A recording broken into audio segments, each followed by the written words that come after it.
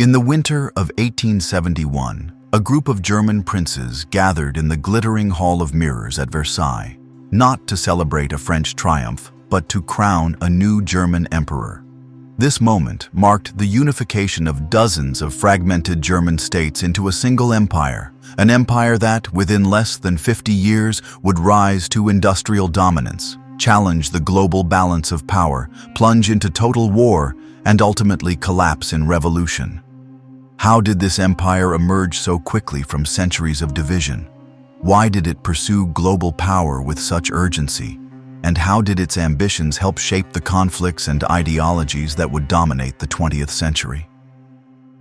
This is the entire story of the German Empire. Let's begin. For centuries before the formation of the German Empire, what we now call Germany was not a single nation, but a scattered collection of independent kingdoms, duchies, bishoprics, and free cities. By the early 19th century, the number of these states had been reduced, but the land was still politically fragmented. At the heart of this fragmented world stood a contradiction: strong regional identities, but a growing sense of shared language, culture, and heritage. The roots of this division go back to the decline of the Holy Roman Empire. Founded in the early Middle Ages and often described as neither holy nor Roman nor truly an empire, it was a loose confederation of territories mostly within Central Europe. While it claimed continuity from the Roman tradition, it was a patchwork of semi-autonomous states under the theoretical authority of an emperor. Over time, real political power shifted to local rulers. By the 18th century, the Holy Roman Empire had become a symbol of political stagnation. It was complex, outdated, and incapable of unifying its members under a common policy or defense. Voltaire once quipped that the empire was neither holy nor Roman nor an empire. That captured the mood of many reformers who saw it as an obstacle to modern statehood.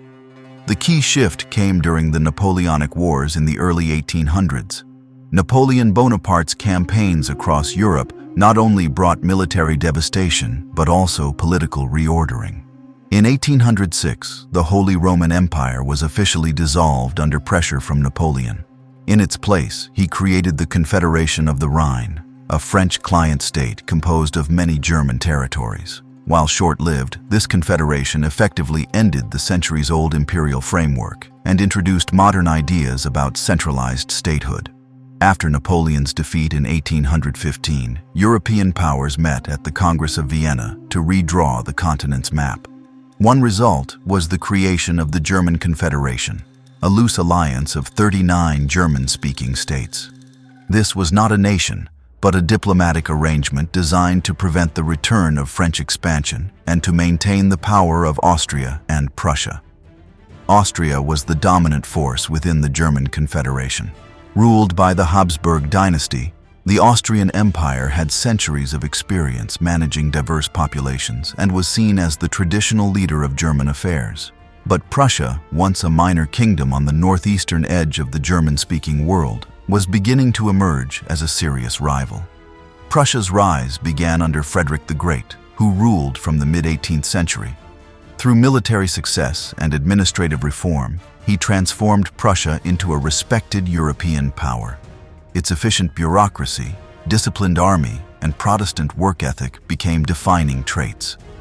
By the early 19th century, Prussia had a reputation for strength and modernity, even as it remained smaller and less prestigious than Austria. The rivalry between Austria and Prussia would come to define German politics throughout the 19th century. Both powers wanted influence over the German Confederation, but their visions for Germany were fundamentally different. Austria favored a broad, multi-ethnic empire centered in Vienna, while Prussia imagined a more unified German-speaking state under its own leadership. As the Industrial Revolution spread across Europe in the early to mid-19th century, economic forces began to shift the balance. In 1834, Prussia established the Zollverein, a customs union that excluded Austria but included most other German states.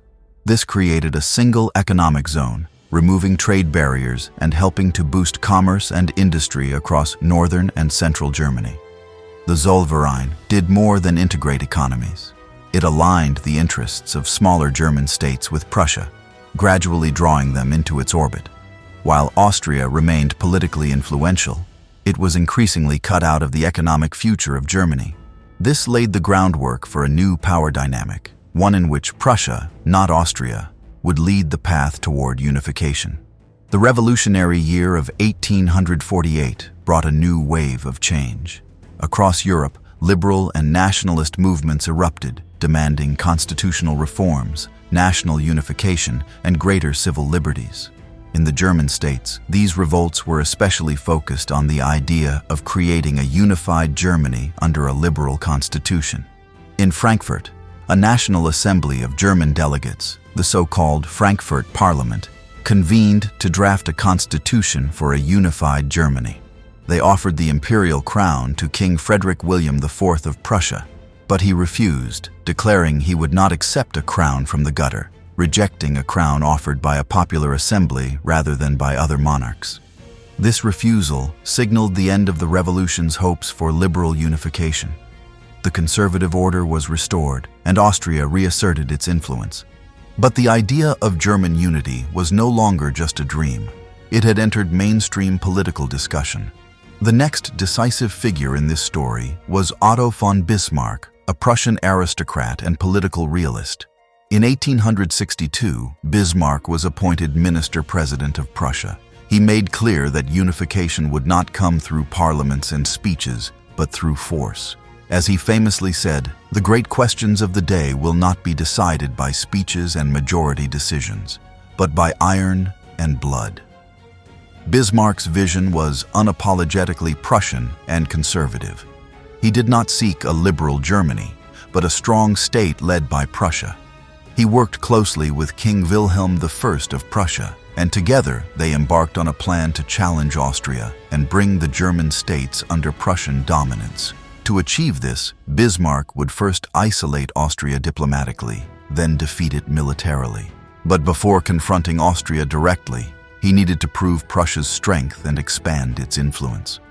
The first opportunity came in 1864, when Prussia and Austria jointly declared war on Denmark over control of the duchies of Schleswig and Holstein, territories with mixed German and Danish populations. This brief war, known as the Second Schleswig War, ended in victory for the German allies, but it also sowed the seeds of conflict between Prussia and Austria. The two powers disagreed over how to administer the newly acquired duchies. Bismarck deliberately escalated tensions, maneuvering Austria into a diplomatic corner. By 1866, the stage was set for war between the two German giants. The resulting Austro-Prussian War, also called the 7 Weeks' War, was short but decisive. Prussia's modernized army won a crushing victory at the Battle of Königgrätz. Austria was forced to withdraw from German affairs entirely. Following the war, Bismarck dissolved the old German Confederation and created the North German Confederation under Prussian leadership. Austria was excluded, and Prussia emerged as the unquestioned leader among the northern German states. Southern German states, such as Bavaria and Württemberg, remained independent, but were now clearly within Prussia's strategic influence. The idea of a unified Germany was no longer hypothetical. It was a matter of time and of war. Prussia had the military, the economic strength, and now the political foundation. What remained was to bring the southern states into a common German nation. By the mid-19th century, Prussia had emerged as the dominant force in northern Germany. Its victory over Austria in the Austro-Prussian War of 1866 had shifted the balance of power, eliminating Austria from German affairs and bringing the North German Confederation under Prussian leadership. Yet Germany was still not a unified nation. The southern German states remained independent, culturally aligned with their northern neighbors, but politically cautious. Bismarck, the Prussian minister-president, now faced the final challenge: to unify all German-speaking states under Prussian rule. His solution was war, specifically a war that would make unification both inevitable and desirable. Otto von Bismarck understood the power of external threat. While he had used diplomacy, treaties, and military action to advance Prussia's interests, he believed that national unity could best be achieved by galvanizing public opinion through conflict. The southern states, such as Bavaria, Württemberg, and Baden, were wary of Prussian dominance. They feared losing their autonomy within a larger German state. Bismarck needed a way to convince them that unity under Prussia was not only preferable, but necessary. France would provide that opportunity. In the late 1860s, France was ruled by Emperor Napoleon III, nephew of the original Napoleon Bonaparte. Napoleon III sought to preserve France's status as the dominant continental power. He was wary of a strong, unified Germany on his eastern border, especially one led by an assertive Prussia. When the Spanish throne became vacant in 1870 and a Hohenzollern prince, Leopold of the same royal house as Prussia, was offered the crown, France reacted with alarm. The idea of being surrounded by Hohenzollerns in both Germany and Spain threatened French strategic interests. France demanded assurances that the Prussian king, Wilhelm I, would permanently withdraw support for Leopold's candidacy. Wilhelm met with the French ambassador at Ems and politely refused further concessions.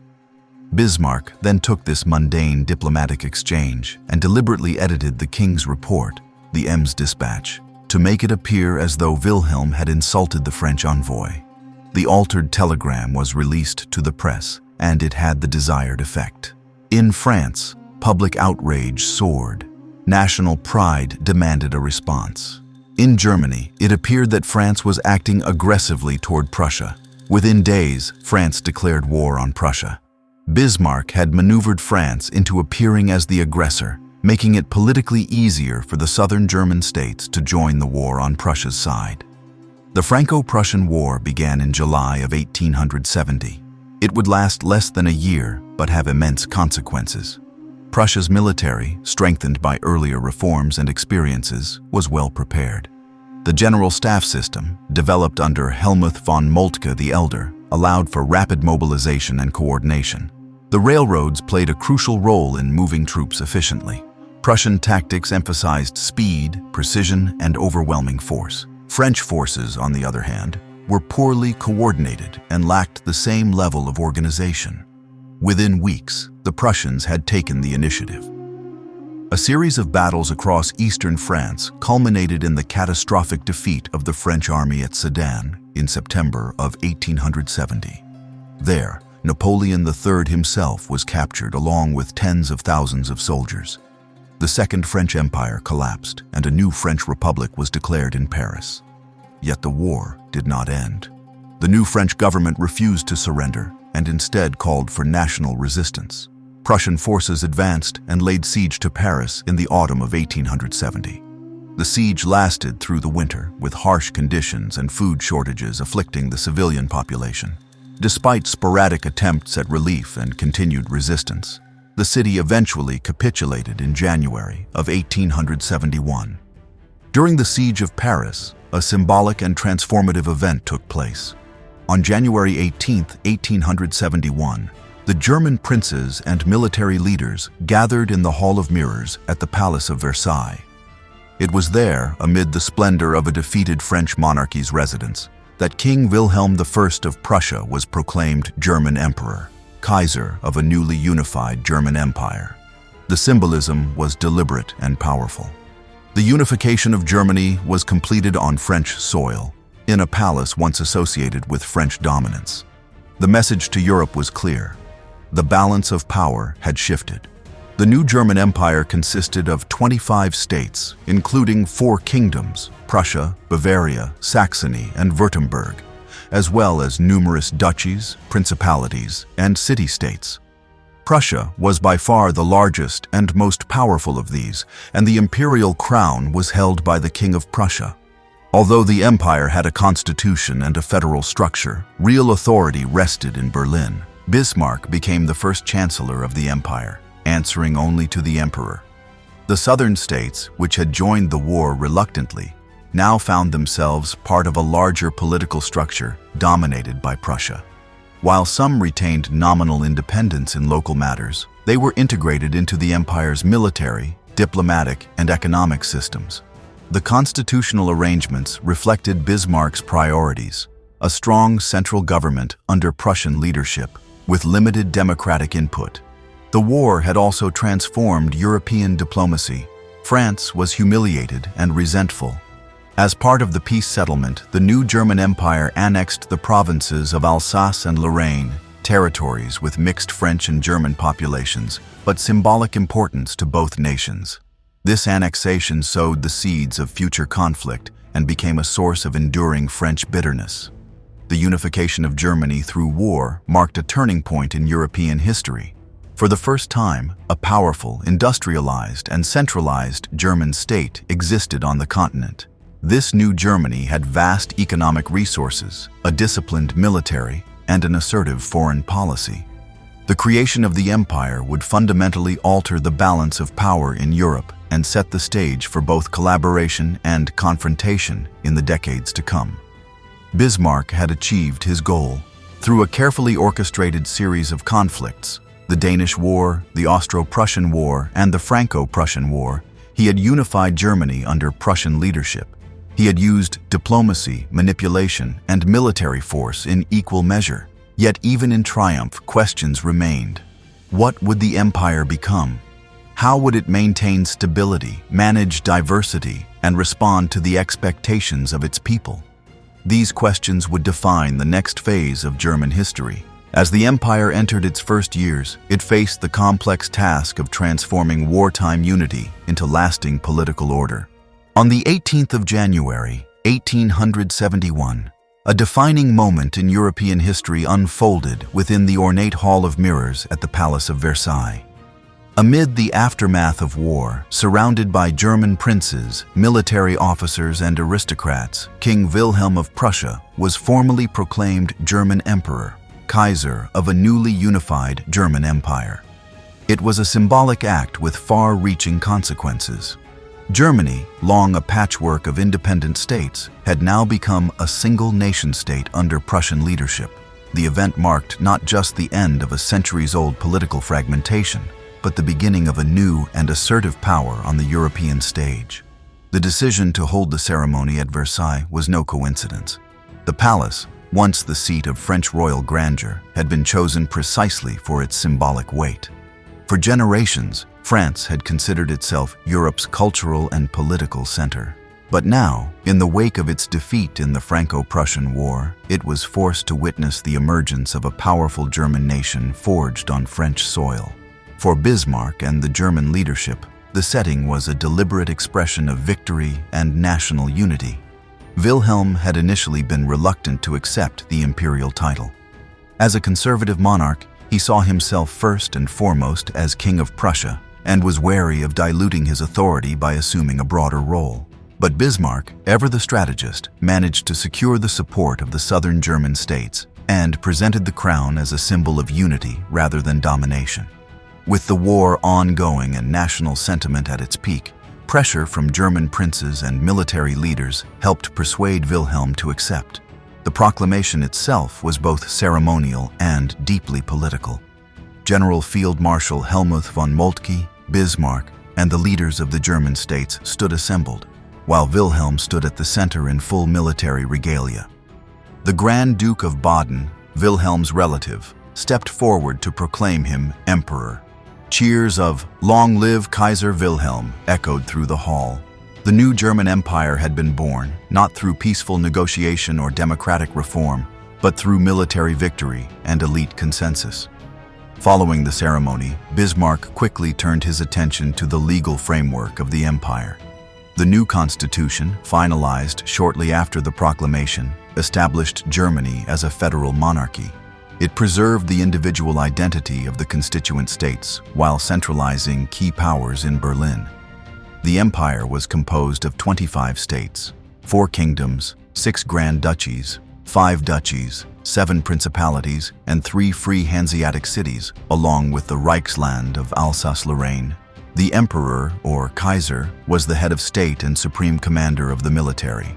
He had the authority to appoint the chancellor, declare war with the consent of the Bundesrat, and represent Germany in foreign affairs.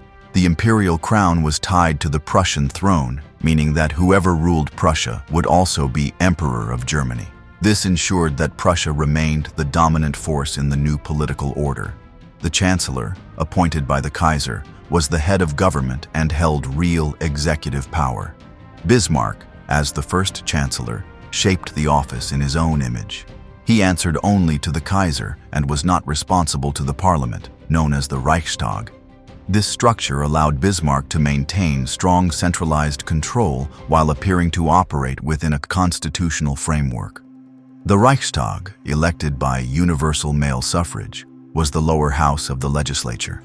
While it could debate laws and approve budgets, its power was limited. The Bundesrat, the upper house, represented the individual states and held greater influence, particularly in matters of constitutional change. Prussia held a disproportionately large number of votes in the Bundesrat, giving it a de facto veto over any legislative reforms. This imbalance ensured that the conservative elites who had engineered unification remained firmly in control. Culturally, the unification was met with widespread enthusiasm across much of the German-speaking world. Nationalist sentiment had been growing for decades, and the victory over France provided a powerful emotional foundation for unity. Newspapers, schoolbooks, and public monuments celebrated the new empire as the fulfillment of a long-held dream of national unity. Yet not all regions embraced unification with equal enthusiasm. Bavaria, in particular, had been a reluctant partner in the process and retained a number of special privileges under the new arrangement. These included control over its own army in peacetime and certain exemptions from imperial taxes. The German Empire was a federal state, but it was far from equal in practice. Prussia accounted for roughly two-thirds of the empire's territory and population, and its dominance shaped every aspect of imperial policy. One of the most immediate challenges for the new empire was the integration of Alsace-Lorraine, the territory annexed from France as part of the peace settlement. While the region had a significant German-speaking population, many residents identified culturally and politically with France. The annexation was deeply resented in Paris and became a rallying point for French revanchism, the desire to reclaim the lost provinces. This decision would haunt German diplomacy for decades to come and contribute to the deepening hostility between France and Germany. Domestically, the unification created both opportunity and tension. The empire inherited a strong military tradition, a growing industrial base, and a literate population. These were assets that Bismarck would soon use to build internal stability and project power abroad. But the new state also brought together diverse regions with different histories, religious affiliations, and political traditions. Managing these differences would be a central task for the imperial government in the years ahead. Religion was one source of division. While northern Germany was predominantly Protestant, many of the southern states were Catholic. The Catholic Church remained influential in social and political life, and its authority often clashed with the secular ambitions of the Prussian state. These tensions would soon erupt into open conflict during the Kulturkampf, a struggle between Bismarck and the Catholic Church over the control of education and clerical appointments. Another source of tension was the role of democracy. While the Reichstag was elected by universal male suffrage, it had limited power, and its authority could be overridden by the Kaiser and chancellor. This created a situation in which German citizens could vote but had little influence over national policy. The system gave the appearance of popular participation without granting meaningful control. It was a compromise that satisfied conservative elites but left liberal and socialist forces frustrated. Despite these contradictions, the early years of the empire were marked by a sense of achievement and purpose. Germany had become a major power, unified under a strong state with a clear national identity. The empire had the tools to build a modern industrial economy, expand its military reach, and influence European affairs. Yet the very method of unification, based on military conquest, elite agreement, and centralized authority, also planted the seeds of future conflict. The political system lacked flexibility, excluded many voices, and relied heavily on the authority of a single figure, the emperor. As the empire moved forward, it would have to contend with rising demands for political reform, regional autonomy, and social justice. With the empire now officially established, Bismarck turned his attention to shaping its internal structure and external strategy. He would spend the next 2 decades managing the delicate balance between maintaining conservative control and addressing the pressures of a rapidly changing society. The foundations had been laid. The German Empire existed, but how would it endure? With the German Empire proclaimed in early 1871, Otto von Bismarck stood at the peak of his power. Having unified Germany under Prussian leadership, he now turned to the challenge of consolidating that unity. No longer focused on war and diplomacy, Bismarck became the architect of domestic policy in a nation that was newly created but deeply divided in culture, religion, and political ideology. His goal was to preserve the imperial system he had helped create, strong, centralized, and dominated by conservative forces, while managing the emerging forces of democracy, socialism, and Catholic resistance. Bismarck served as both Chancellor of the German Empire and Minister-President of Prussia. These dual roles gave him immense authority. He was not accountable to the elected Reichstag, nor could he be removed by it. He answered only to the Kaiser. Yet, despite these powers, Bismarck understood that maintaining the empire would require more than repression. He needed to neutralize opposition, create a sense of national identity, and prevent the rise of any force that could challenge the status quo. One of the first and most intense domestic conflicts Bismarck faced was with the Catholic Church. The German Empire, though largely Protestant in the north, included significant Catholic populations in the south and west. In many of these regions, the Catholic Church held deep influence over schools, civil life, and community identity. After the unification, the Pope had declared the doctrine of papal infallibility, asserting that the Pope was incapable of error in matters of doctrine. Bismarck saw this as a challenge to state authority. In response, he launched the Kulturkampf, or culture struggle, beginning in 1871. The aim was to reduce the power of the Catholic Church in public life and assert state control over religious matters. A series of laws were passed that placed Catholic education under state supervision, expelled Jesuits from Germany, and required priests to be educated in German universities. Civil marriage was made mandatory, and clergy who resisted the new laws were fined, imprisoned, or exiled. The Kulturkampf met fierce resistance. The Catholic Center Party, which had formed in 1870, became a powerful political voice for Catholic Germans. In the Reichstag, it gained growing support, especially as public sympathy turned against Bismarck's heavy-handed approach. Rather than weakening the Church, the campaign helped unify Catholics politically and increased their opposition to the imperial government. By the late 1870s, Bismarck began to reverse course. Recognizing that the Kulturkampf had failed to achieve its goals and had strengthened the Center Party, he began rolling back the anti-Catholic laws. A quiet reconciliation followed. Bismarck accepted that the Catholic Church would remain a powerful force within German society and turned his attention to a new and rising threat: socialism. The rapid industrialization of Germany in the 1870s and 1880s had transformed its economy and society. Urban centers expanded, factories multiplied, and a growing working class began organizing for better conditions. The Social Democratic Workers' Party of Germany, founded in 1869, gained momentum as it advocated for labor rights, universal suffrage, and social reform. Though still relatively small, Bismarck saw the Social Democrats as a revolutionary threat to the existing order. In 1878, after 2 failed assassination attempts on Kaiser Wilhelm I, Bismarck seized the moment. Although the Social Democrats had no connection to the attacks, he used the incidents as justification to introduce the anti-socialist laws. These laws banned socialist meetings, newspapers, and organizations.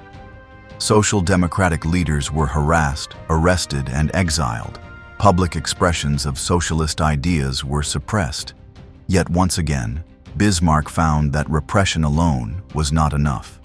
The socialist movement continued to grow underground, and working-class frustration only deepened.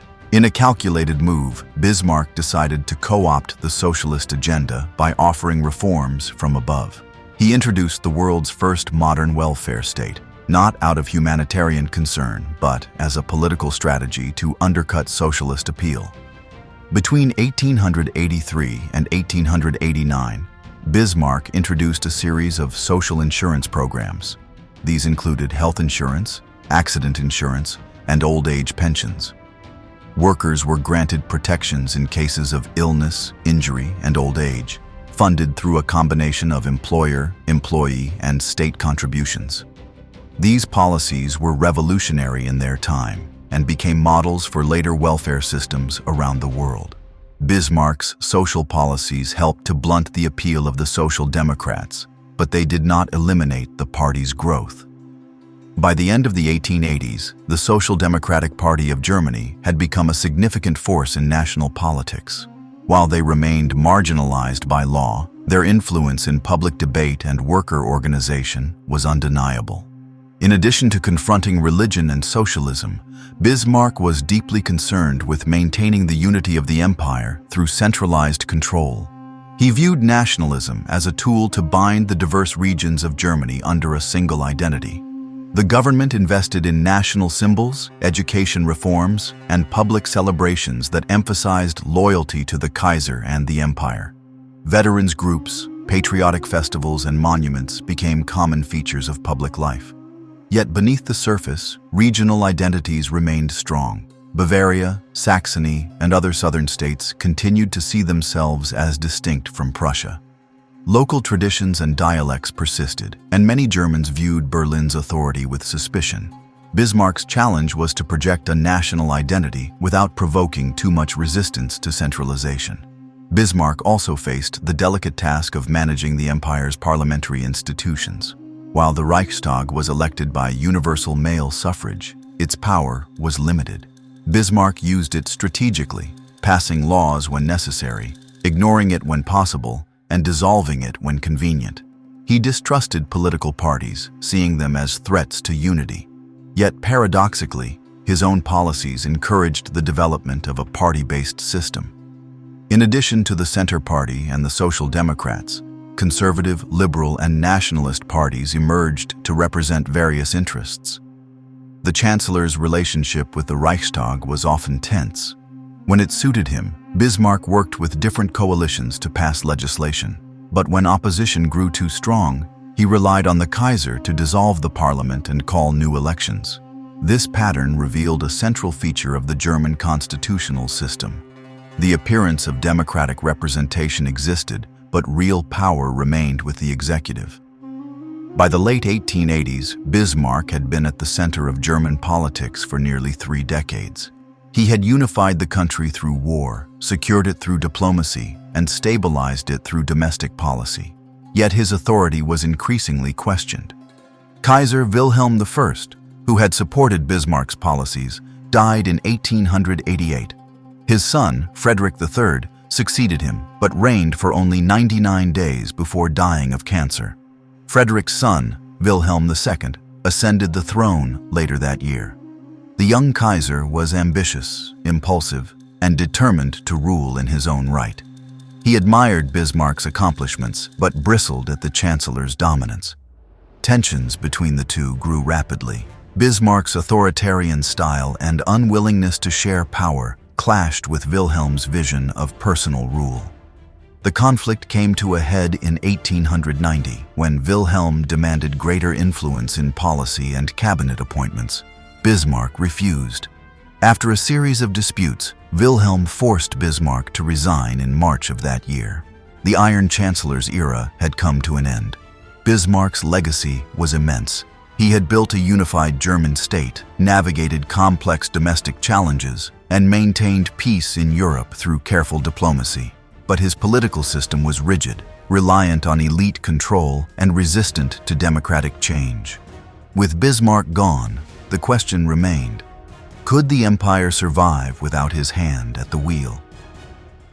The departure of Bismarck opened the door to a new era, one marked by ambition, global aspiration, and a dramatic shift in foreign and domestic priorities. The man who succeeded him would not be a chancellor or politician, but the emperor himself. While Otto von Bismarck is often remembered for his role in unifying Germany, his accomplishments in foreign policy were equally significant.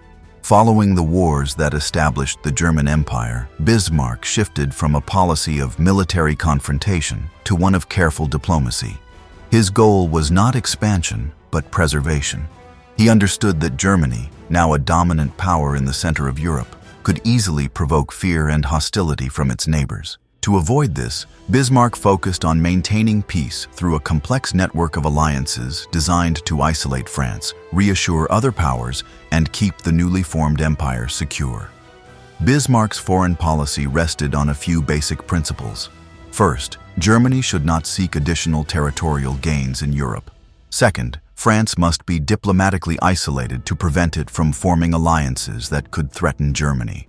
Third, cooperation with Austria, Hungary, and Russia was essential to maintain stability in the East. And finally, Germany must avoid naval rivalry with Britain, which could trigger a confrontation the empire was not prepared to handle. After the Franco-Prussian War, France remained humiliated by its defeat and the loss of Alsace-Lorraine. Its government and population viewed Germany with deep resentment. Bismarck knew that France would seek revenge and would likely try to build alliances to support its cause. To prevent this, Bismarck worked to keep France diplomatically isolated and politically weak. His first major step was the formation of the League of the Three Emperors in 1873. This informal alliance linked Germany, Austria, Hungary, and Russia, the three great conservative monarchies of Central and Eastern Europe. The agreement was meant to preserve the political status quo and suppress revolutionary movements. Though ideologically aligned, the alliance faced challenges due to conflicting interests, particularly in the Balkans, where Austria, Hungary, and Russia competed for influence. In 1879, after tensions with Russia increased, Bismarck signed the dual alliance with Austria-Hungary. This formal agreement stated that if either power were attacked by Russia, the other would come to its aid. It was a defensive alliance, not directed against France, but it marked a more permanent alignment with Austria-Hungary. Bismarck considered this alliance essential because he viewed Austria as a strategic partner in containing potential instability in the Balkans. To maintain ties with Russia, Bismarck expanded the dual alliance into a broader agreement in 1881, called the Three Emperors League. It was a renewal of the earlier understanding among Germany, Austria, Hungary, and Russia, but it attempted to reconcile their competing interests in the Balkans through diplomatic arrangements. Still, these agreements remained fragile. When the Three Emperors League collapsed in 1887 due to renewed conflict between Austria, Hungary, and Russia, Bismarck responded with a secret treaty known as the Reinsurance Treaty.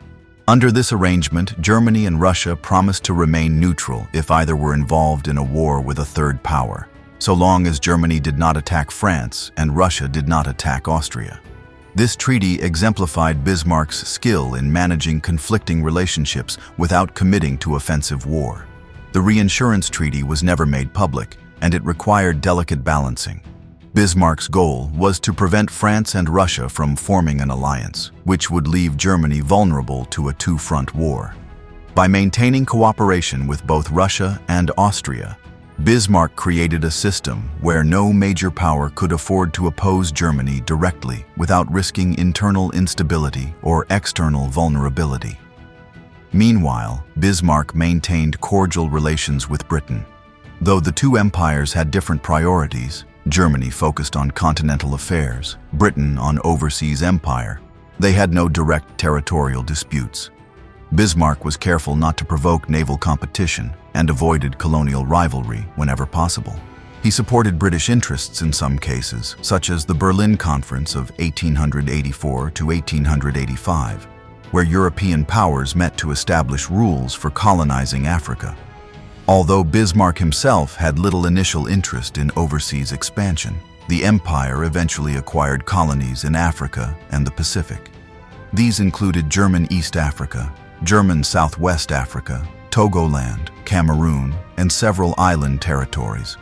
While small compared to British or French holdings, these colonies marked Germany's entry into global imperial competition.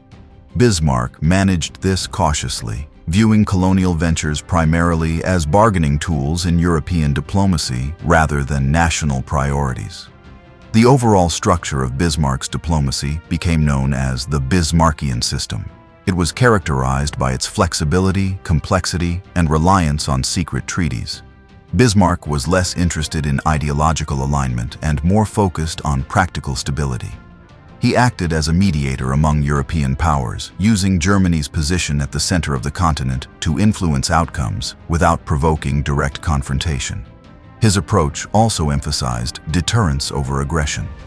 Germany maintained a powerful military, but did not pursue offensive wars.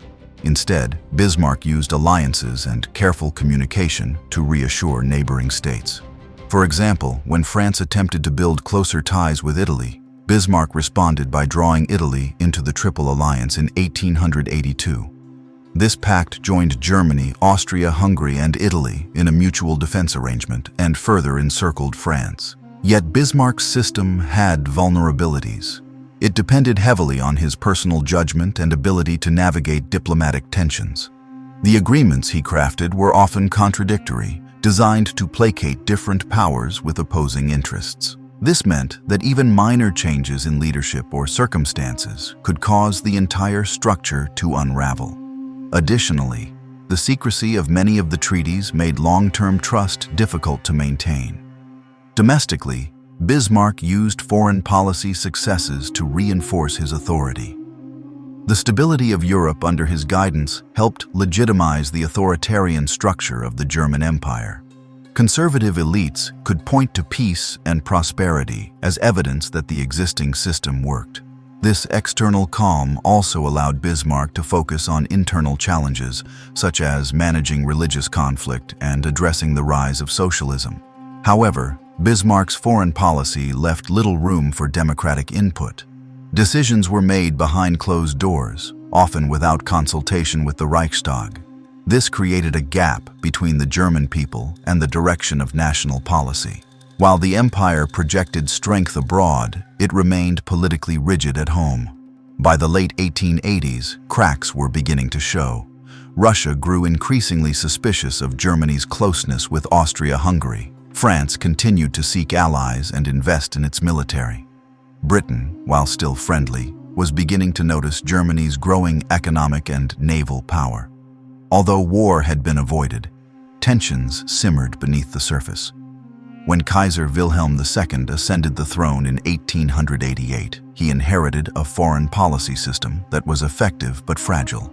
Bismarck's resignation in 1890 removed the architect of this careful balance. Wilhelm's more aggressive and personal approach to diplomacy would soon challenge the stability Bismarck had worked so carefully to preserve.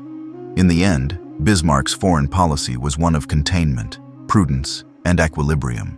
He had no desire for empire building through conquest, no interest in challenging the world's naval powers, and no appetite for ideological crusades. His aim was to keep Germany safe, prosperous, and respected, without triggering war. For nearly 2 decades he succeeded, but with Bismarck gone, the question became, would his successors understand the delicate architecture he had built? Or would they tear it down in pursuit of something more grand? When Kaiser Wilhelm I died in the early months of 1888, it marked the end of an era that had defined German unification and conservative governance under Otto von Bismarck. Although Wilhelm had not always agreed with Bismarck's methods, the two had maintained a workable partnership for nearly 2 decades. But Wilhelm's son, Frederick III, who succeeded him, reigned for only 99 days before succumbing to illness. The throne then passed to Frederick's son, Wilhelm II, a young monarch with a very different vision for Germany's future. Wilhelm II was just under 30 years of age when he became emperor. Energetic, ambitious, and proud, he was determined to assert his personal authority over the government. Unlike his grandfather, he had no intention of allowing his chancellor to dominate imperial policy. Wilhelm believed in the divine right of kings and saw himself not as a constitutional figurehead, but as the active leader of the German Empire. He once famously declared, "There is only one master in the Reich, and that is I." This mindset immediately set him on a collision course with Bismarck. The Iron Chancellor had grown accustomed to running Germany's domestic and foreign affairs with minimal interference from the monarchy. Bismarck viewed the emperor as a symbolic figure, while he, the chancellor, ensured stability through pragmatic control. Wilhelm, however, wanted influence, attention, and independence. The two men clashed on key issues from social policy to the handling of the rising Social Democratic Party. Tensions reached a peak over the issue of anti-socialist legislation. Bismarck had used emergency laws for years to suppress the Social Democrats, but these laws required periodic renewal by the Reichstag. As political opposition grew and public sentiment shifted, Bismarck sought even harsher restrictions, proposing that all state employees be required to report subversive activity, even in private conversations.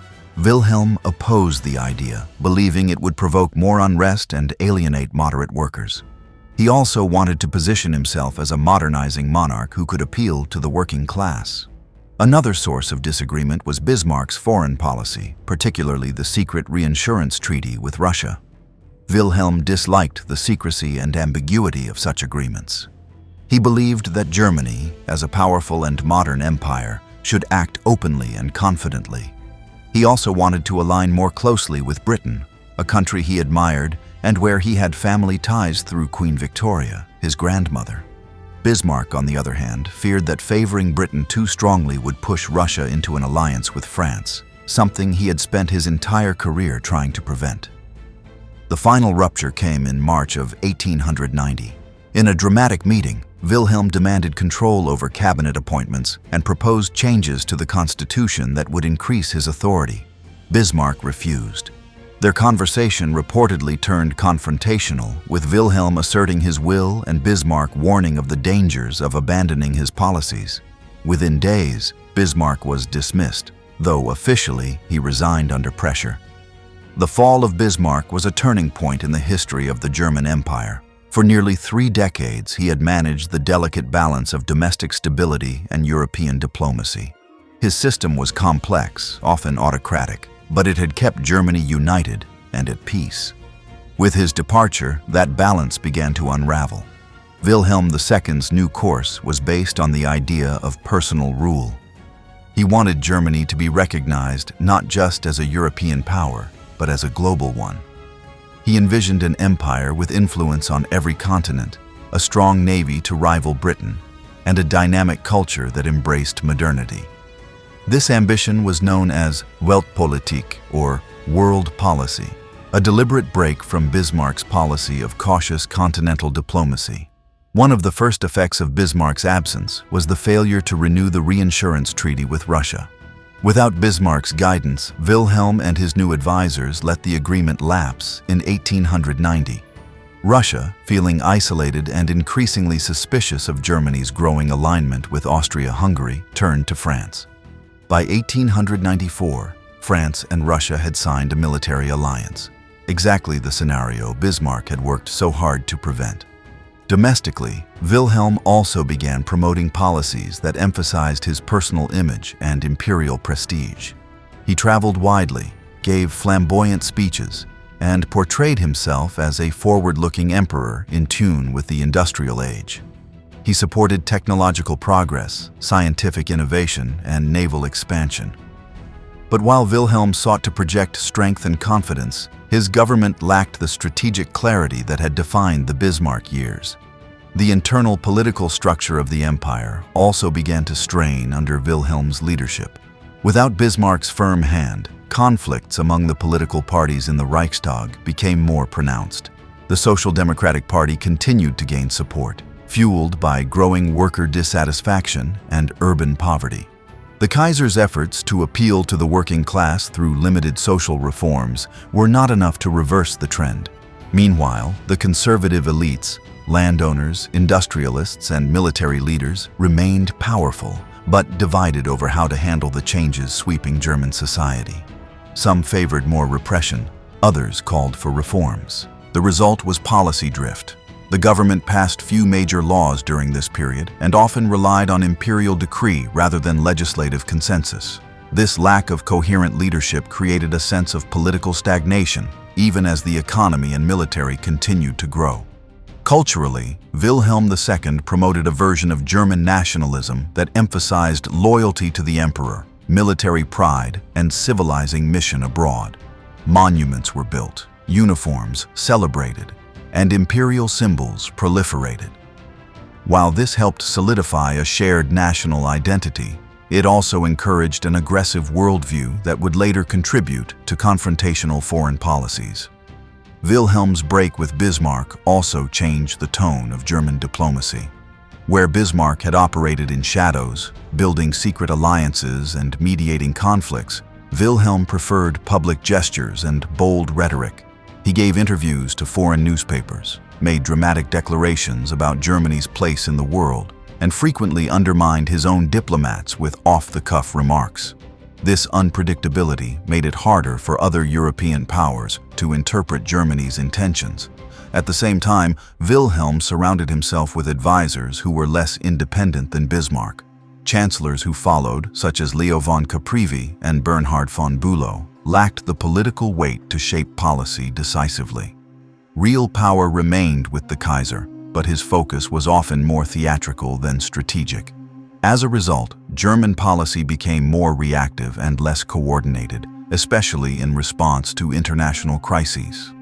By the end of the 19th century, Germany had become a major industrial power, a military heavyweight, and a rising global actor. But it had also become diplomatically isolated, politically unstable, and increasingly divided at home. The dismissal of Bismarck had removed the one figure capable of holding together the contradictions of the empire. In his place stood a monarch driven by ambition, but often unsure of how to realize it. The shift from Bismarck's realism to Wilhelm's ambition marked the beginning of a new chapter in the empire's history, one defined not by caution and balance, but by risk and expansion. As Germany prepared to pursue its place in the world, it would soon find itself navigating alliances, rivalries, and crises that Bismarck had long warned against. With the dismissal of Bismarck in the spring of 1890, the German Empire entered a new chapter, one marked by ambition, expansion, and increasing global visibility. Under Kaiser Wilhelm II, Germany adopted a bold new strategy that broke sharply from Bismarck's cautious and defensive foreign policy. This strategy, known as Weltpolitik, or world policy, aimed to establish Germany as a global power, both politically and militarily. Weltpolitik was not a formal doctrine laid out in a single document. Rather, it emerged as a guiding principle under Wilhelm II's reign, reflecting his belief that Germany, as a rising industrial and military power, deserved a greater role on the world stage. No longer content with Bismarck's focus on European balance and peace, the new leadership believed that prestige, influence, and even survival depended on overseas presence and naval strength. Central to Weltpolitik was the idea of building an empire that matched Britain's in scale and stature. Although Germany had acquired a few colonies in Africa and the Pacific during the Bismarck era, these were limited in economic value and size. Wilhelm and his advisors saw colonial expansion as a way to gain raw materials, secure markets for German industry, and project national pride. They believed that without overseas colonies, Germany would fall behind in the global hierarchy of empires. To carry out this vision, the German government began investing heavily in its navy. Until this point, Germany's naval forces had been modest, focused mainly on coastal defense and protection of trade routes. But Wilhelm envisioned a blue-water navy, a fleet capable of operating across oceans and challenging the naval supremacy of Britain. This ambition was formalized with the appointment of Admiral Alfred von Tirpitz as State Secretary of the Imperial Naval Office in the late 1890s. Tirpitz became the architect of Germany's naval expansion. He promoted what became known as the Tirpitz Plan, a long-term project to build a modern battle fleet centered around heavily armed battleships. His strategy was based on the risk theory, the idea that if Germany built a navy large enough to inflict serious damage on the British Royal Navy in a conflict, Britain would be deterred from attacking in the first place. Even if Germany could not match Britain ship for ship, the threat of damage would serve as a strategic equalizer. In 1898, the Reichstag passed the first naval law, authorizing the construction of new battleships and cruisers. A second, more ambitious naval law followed in 1890. Over the next decade, Germany poured resources into shipbuilding, establishing large naval bases at Kiel and Wilhelmshaven, and launching new warships at an accelerating pace. These developments did not go unnoticed. Britain, which had long maintained its global dominance through naval superiority, regarded Germany's buildup as a direct threat. For centuries, Britain had followed the two-power standard, maintaining a navy larger than the next two largest navies combined. The German challenge prompted an arms race at sea, with both nations expanding their fleets and introducing new classes of dreadnoughts, the most advanced battleships of their time. This naval rivalry had broader diplomatic consequences. Previously, Britain had pursued a policy of splendid isolation, avoiding formal alliances and focusing on its empire. But Germany's growing naval threat led Britain to reevaluate its position. In the early 20th century, Britain moved closer to France and Russia, forming the basis of what would later become the Triple Entente.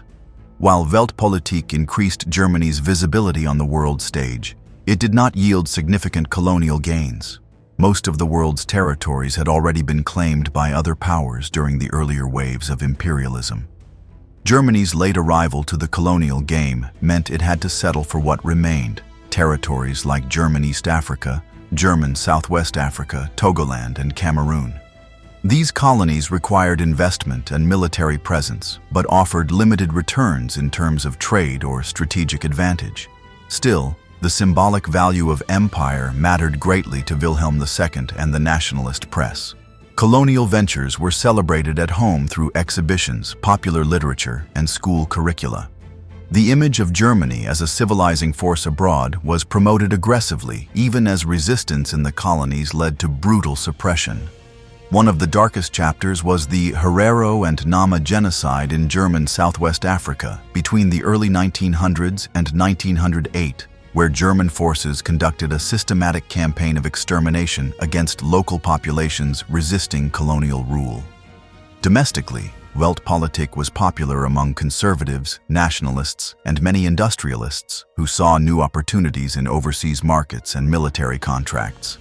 The naval arms race fueled shipbuilding and steel production, benefiting large industrial firms such as Krupp and Blohm & Voss. Patriotic associations like the Navy League promoted support for the fleet among the public, organizing rallies and producing propaganda to justify the costs of expansion. However, the focus on external prestige did not resolve Germany's internal political tensions. The Social Democratic Party continued to grow, representing an increasingly urban and industrial working class. The gap between the authoritarian political system and the expectations of a more politically aware population widened. The Kaiser's government, although energetic in foreign affairs, remained resistant to meaningful democratic reform. In foreign policy, Germany's assertiveness often backfired. Without Bismarck's subtle diplomacy, the empire found itself increasingly isolated. France, once diplomatically cornered, forged closer ties with Russia. Britain, feeling threatened by German naval power and overseas ambitions, began aligning itself with both. By the early 20th century, Germany was surrounded by a tightening web of rival alliances. Incidents such as the First Moroccan Crisis in 1905 further damaged Germany's diplomatic standing. In an effort to challenge French influence in Morocco, Wilhelm II visited Tangier and declared support for Moroccan independence. This provoked a sharp response from France and led to an international conference where Germany found itself diplomatically isolated. The outcome confirmed the growing cooperation between Britain and France and marked a failure for Weltpolitik diplomacy. Another consequence of Weltpolitik was the expansion of military planning. The General Staff, particularly under the influence of strategists like Alfred von Schlieffen, began developing detailed war plans that assumed the likelihood of conflict on multiple fronts. The Schlieffen Plan, finalized in the early 20th century, envisioned a rapid strike against France through Belgium, followed by a turn eastward to face Russia. The plan reflected the strategic environment shaped by Germany's increasing isolation and the perceived need to strike first in the event of war. As Germany's diplomatic relations grew more strained and the naval arms race intensified, the risk of conflict increased. The empire, under Wilhelm II's leadership, had achieved recognition as a great power, but at the cost of provoking deep mistrust among its neighbors. Its pursuit of prestige had led to militarization, isolation, and a fragile balance of power in Europe. By the eve of the First World War, Germany had become a nation of contradictions, economically advanced, yet politically inflexible, militarily powerful, yet diplomatically encircled, culturally confident, yet socially divided. Weltpolitik had given Germany a louder voice on the global stage, but it had also accelerated the rivalries and tensions that would soon erupt into the most destructive conflict the continent had ever seen.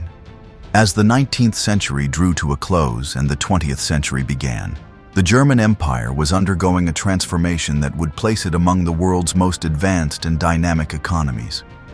Beneath the pageantry of imperial ambitions and naval rivalries, a powerful engine of industrial and scientific progress was reshaping German society at every level.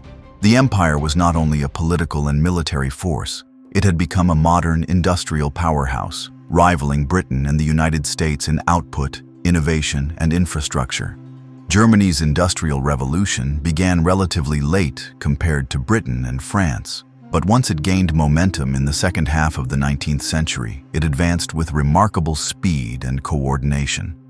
The foundations of this success had been laid during the era of unification, with the establishment of the Zollverein Customs Union, the expansion of the railway network, and the growth of a technically skilled workforce.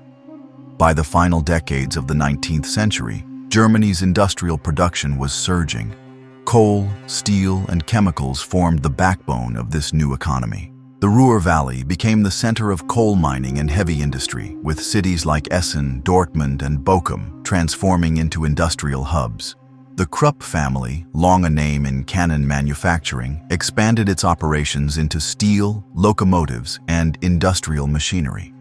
German steel production, once modest, quickly surpassed that of Britain by the early 20th century. The chemical industry was one of the most innovative sectors. German scientists and industrialists developed new processes for manufacturing dyes, fertilizers, and synthetic materials. Companies like BASF, Bayer, and Hoechst became global leaders in chemical production. Germany's dominance in dyes, for example, was so comprehensive that by the early 1900s, over 4/5 of all dyes used globally were produced by German firms. Scientific research played a central role in this industrial expansion. The German education system had placed a strong emphasis on science, engineering, and applied research. Universities and technical schools produced a steady supply of chemists, physicists, and engineers who moved easily between academic and industrial settings. This close relationship between science and industry became a hallmark of German development.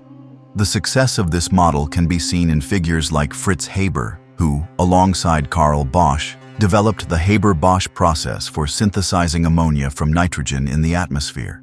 This innovation, first achieved in the early 20th century, revolutionized agriculture by enabling large-scale production of fertilizer. It also had far-reaching military applications in the production of explosives. Haber's work exemplified the dual nature of German science, capable of advancing both human welfare and military power. The electrical industry was another area where Germany excelled. Companies such as Siemens and AEG, Allgemeine Elektrizitätsgesellschaft, were at the forefront of innovation in electrical engineering, power generation, and communication technologies. Electric streetcars, telegraphs, and lighting systems became increasingly common in German cities. By the outbreak of the First World War, Germany was producing more electrical equipment than any other country in Europe. Infrastructure development kept pace with industrial growth. Germany's railway network expanded rapidly, facilitating the movement of goods and people across the empire. Canals and rivers were modernized to support inland shipping, and urban centers grew rapidly as rural populations migrated to cities in search of work. Berlin, Hamburg, and Munich became major centers of commerce, finance, and innovation. This economic transformation had profound social effects. The working class grew in size and visibility. and urbanization brought new challenges and opportunities. Living conditions in industrial cities were often poor, with overcrowding, pollution, and inadequate sanitation. Yet wages gradually rose, consumer goods became more accessible, and the growth of labor unions gave workers a stronger collective voice. The emergence of a modern middle class was another consequence of industrialization. Engineers, managers, teachers, and professionals found new roles in the expanding economy. This group valued education, stability, and upward mobility, and it often supported nationalist and imperial causes, seeing in the empire a source of pride and security. The business elite also gained influence. Industrialists and bankers became key players in national policy. They supported Weltpolitik, naval expansion, and colonial ventures, not only for reasons of prestige, but also for the commercial opportunities they presented. The close relationship between the state and big business became a defining feature of the German model. The government provided contracts, tariffs, and support, while industry delivered technological and economic power. One area where Germany lagged, however, was agriculture. The eastern regions of the empire, particularly Prussia, remained dominated by large estates known as Junkergüter, controlled by the aristocratic Junker class. These estates relied on traditional farming methods and seasonal labor from poorer regions. The Junkers maintained strong political influence, especially within the Prussian Landtag and the upper echelons of the military and bureaucracy. Their conservative outlook often clashed with the demands of industrial society, but their support was essential to maintaining the social and political order. Despite these tensions, Germany's economic growth was striking. By the eve of the First World War, the empire had surpassed Britain in industrial output and ranked second globally only to the United States. It led in many scientific disciplines, held a strong trade surplus, and had accumulated significant capital reserves. The state also played a significant role in shaping economic development. Unlike the laissez-faire model favored in Britain, Germany adopted a more interventionist approach. The government invested in infrastructure, supported research, and protected domestic industries through tariffs. This collaboration between the state, academia, and industry created a uniquely coordinated system of national development. Education reform was another pillar of this success. Primary education became nearly universal, and secondary education prepared students for both university and technical careers. Germany's university system, with its focus on rigorous scholarship and specialization, attracted students and scholars from across the world. By the early 20th century, German was considered the international language of science. However, the rapid pace of change also created anxieties. Many Germans feared that traditional values were being lost, that urban life was breeding instability, and that social cohesion was under threat. These concerns fed into nationalist and conservative movements that sought to preserve what they saw as the essence of German identity. The idea of Volksgemeinschaft, or people's community, emerged as an ideal, a harmonious society united by shared heritage, duty, and loyalty to the nation. At the same time, workers began to organize more forcefully. The Social Democratic Party, though still subject to official suspicion, became one of the largest political parties in the Reichstag. Trade unions negotiated for better wages and conditions, and strikes became more frequent. The growth of a politicized working class introduced new pressures into the political system, which remained dominated by elites. Culturally, the period was vibrant and complex. German literature, music, philosophy, and visual arts flourished. Thinkers such as Max Weber, musicians like Richard Strauss, and artists from the Expressionist movement contributed to a rich cultural scene. There was a strong belief in progress, but also a growing sense of unease, a recognition that industrial power had created both prosperity and new vulnerabilities. In short, the German Empire of the early 20th century was a nation of extraordinary scientific achievement and industrial growth. It was a land of factories, laboratories, and innovation, but also one of inequality, social tension, and political rigidity. The dynamism of the economy could not be matched by flexibility in the political sphere. By the early 20th century, the German Empire stood at the forefront of industrial and scientific advancement. But beneath the surface of this modern success story, deep social and political tensions were beginning to challenge the foundations of the imperial system. The rapid transformation of German society through industrialization, urbanization, and education had created new demands, new voices, and new forms of political engagement. Among the most powerful of these was the rise of social democracy. The Social Democratic Party of Germany, known as the SPD, had its roots in the labor movements of the mid-19th century. Founded in the 1860s as a party representing workers and trade unions, it combined socialist ideals with calls for democratic reform. The party's platform included demands for universal suffrage, legal protections for workers, freedom of speech and assembly, and the right to organize. Though it had been repressed under Bismarck's anti-socialist laws in the 1870s and 80s, the SPD had not only survived but gained strength in the years following his resignation. As Germany's industrial cities expanded, so did the SPD's base. Workers living in crowded tenements, laboring long hours in factories, and facing uncertain futures found in the party a voice that spoke to their conditions.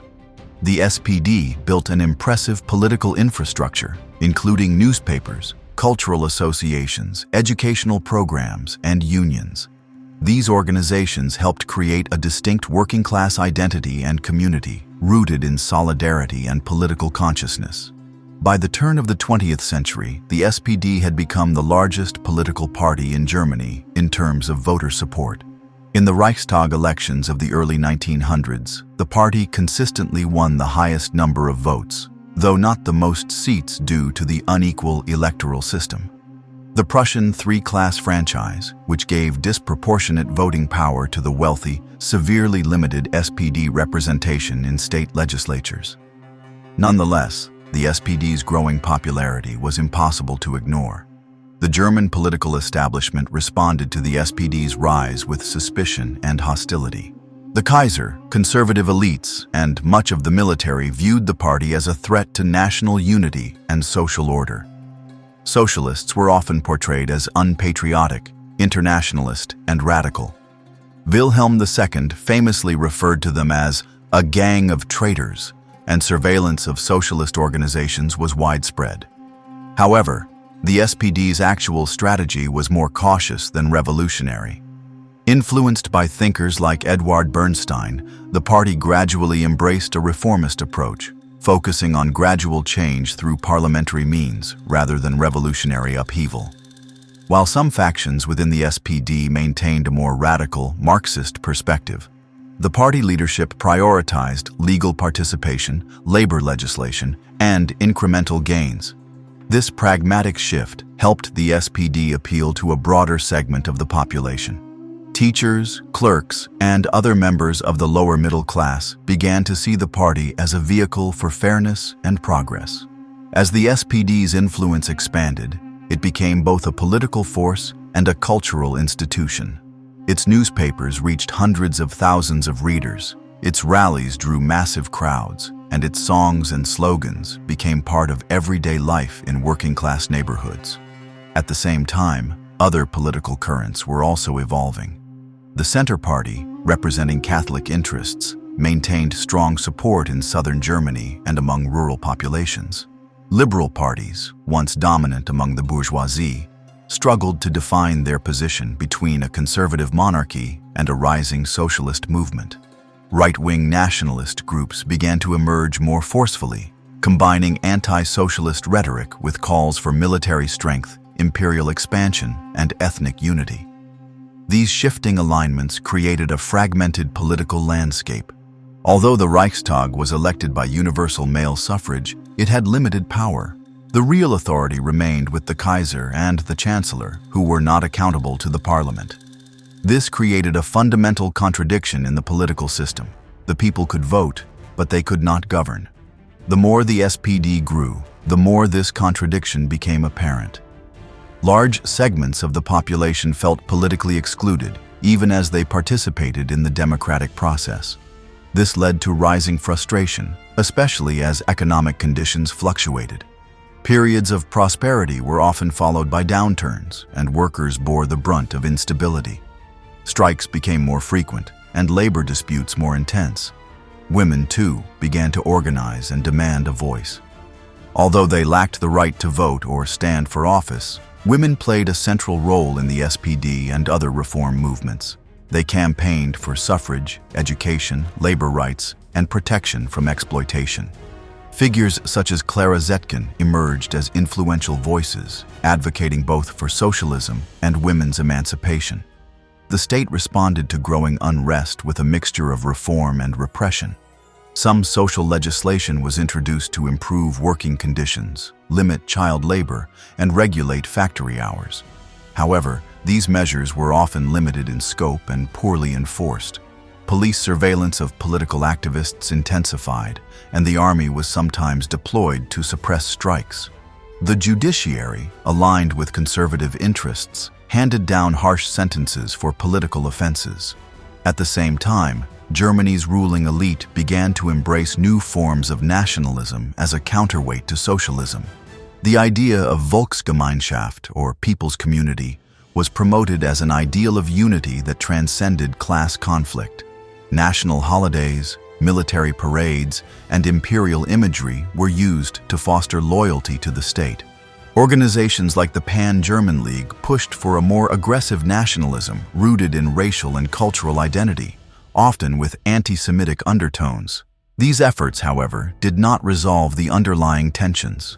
Germany remained a society divided between an industrialized, politically conscious working class and a conservative establishment clinging to traditional authority. The imperial government refused to undertake significant constitutional reforms that would democratize power. As a result, political pressure continued to build. Intellectuals and reformers debated the future of the empire. Some argued for gradual liberalization, fearing that repression would only fuel revolution. Others warned that Germany was heading toward a breaking point, that without meaningful change, the social fabric would tear under the weight of contradiction. By the second decade of the 20th century, the German Empire stood at a crossroads. Economically strong and culturally vibrant, it was also politically brittle and socially divided. The SPD had shown that new forces could rise within the imperial system, but the system itself had proven resistant to adaptation. The consequences of this rigidity would soon be tested, not by domestic movements alone, but by forces far beyond Germany's borders. As international crises mounted and Europe drifted toward war, the question was no longer whether Germany could reform itself, but whether it could withstand the storm that was coming. By the early years of the 20th century, the German Empire had firmly established itself as a leading industrial and military power. However, as Germany sought to translate this strength into global influence, its aggressive posture in foreign affairs began to strain relations with other major powers. Between the First Moroccan crisis in the early 1900s and the escalating tensions in the Balkans by the eve of the First World War, a series of international incidents revealed just how fragile the European balance had become, and how Germany's ambitions were contributing to the unraveling. The first major flashpoint was Morocco. In the early 20th century, Morocco remained one of the few regions in North Africa that had not yet been fully colonized by a European power.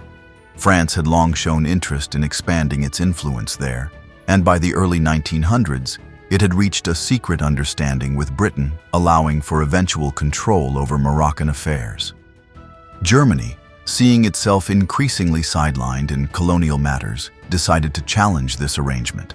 In the spring of 1905, Kaiser Wilhelm II made a dramatic visit to the Moroccan city of Tangier.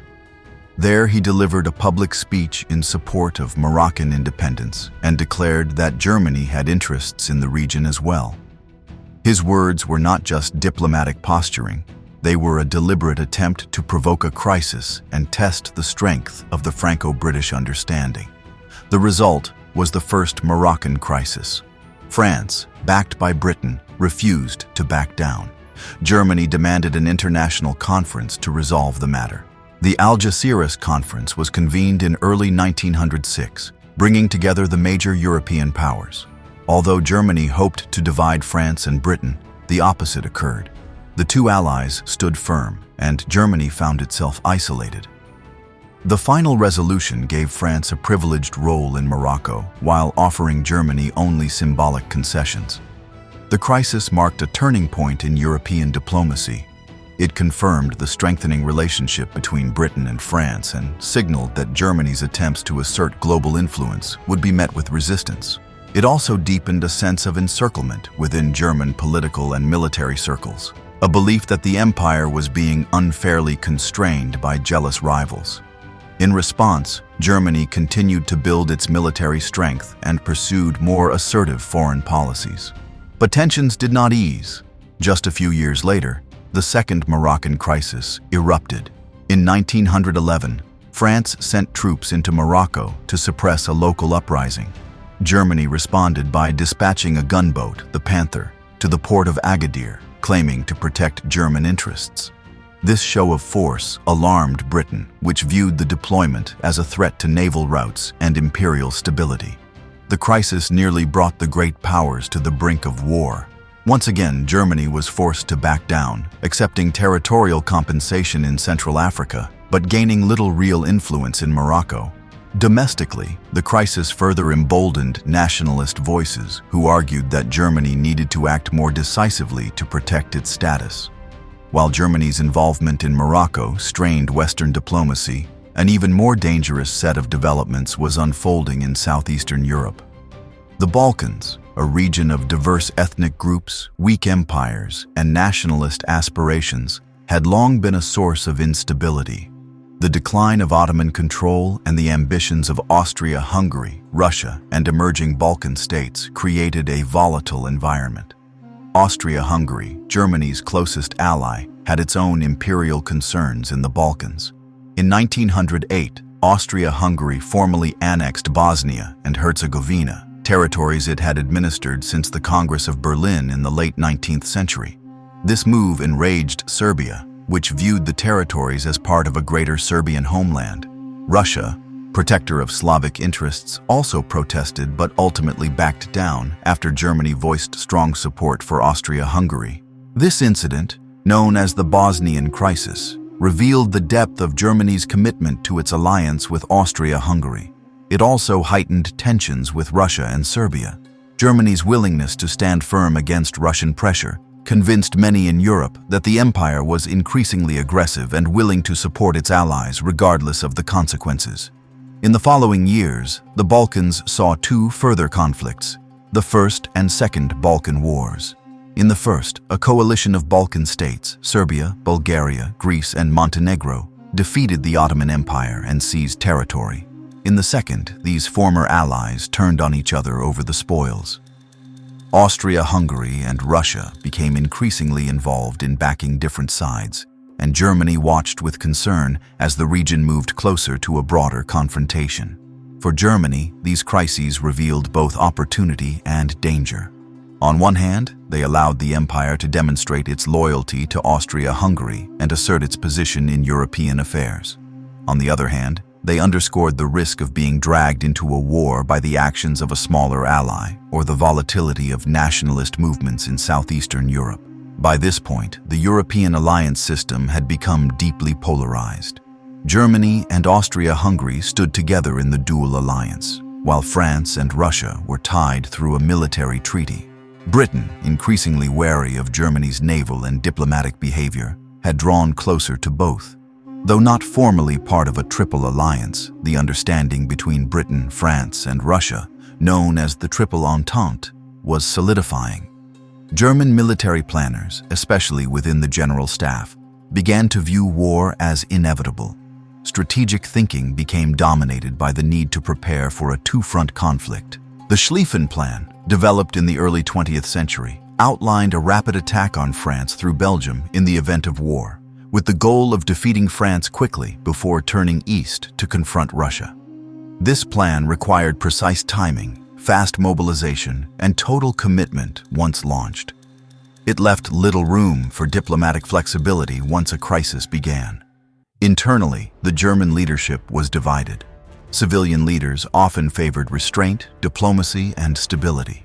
But within the military and among nationalist circles, There was growing impatience with diplomatic failure and a belief that Germany must assert itself forcefully or risk decline. The crises of the early 20th century had convinced many that confrontation was not only possible, it was necessary.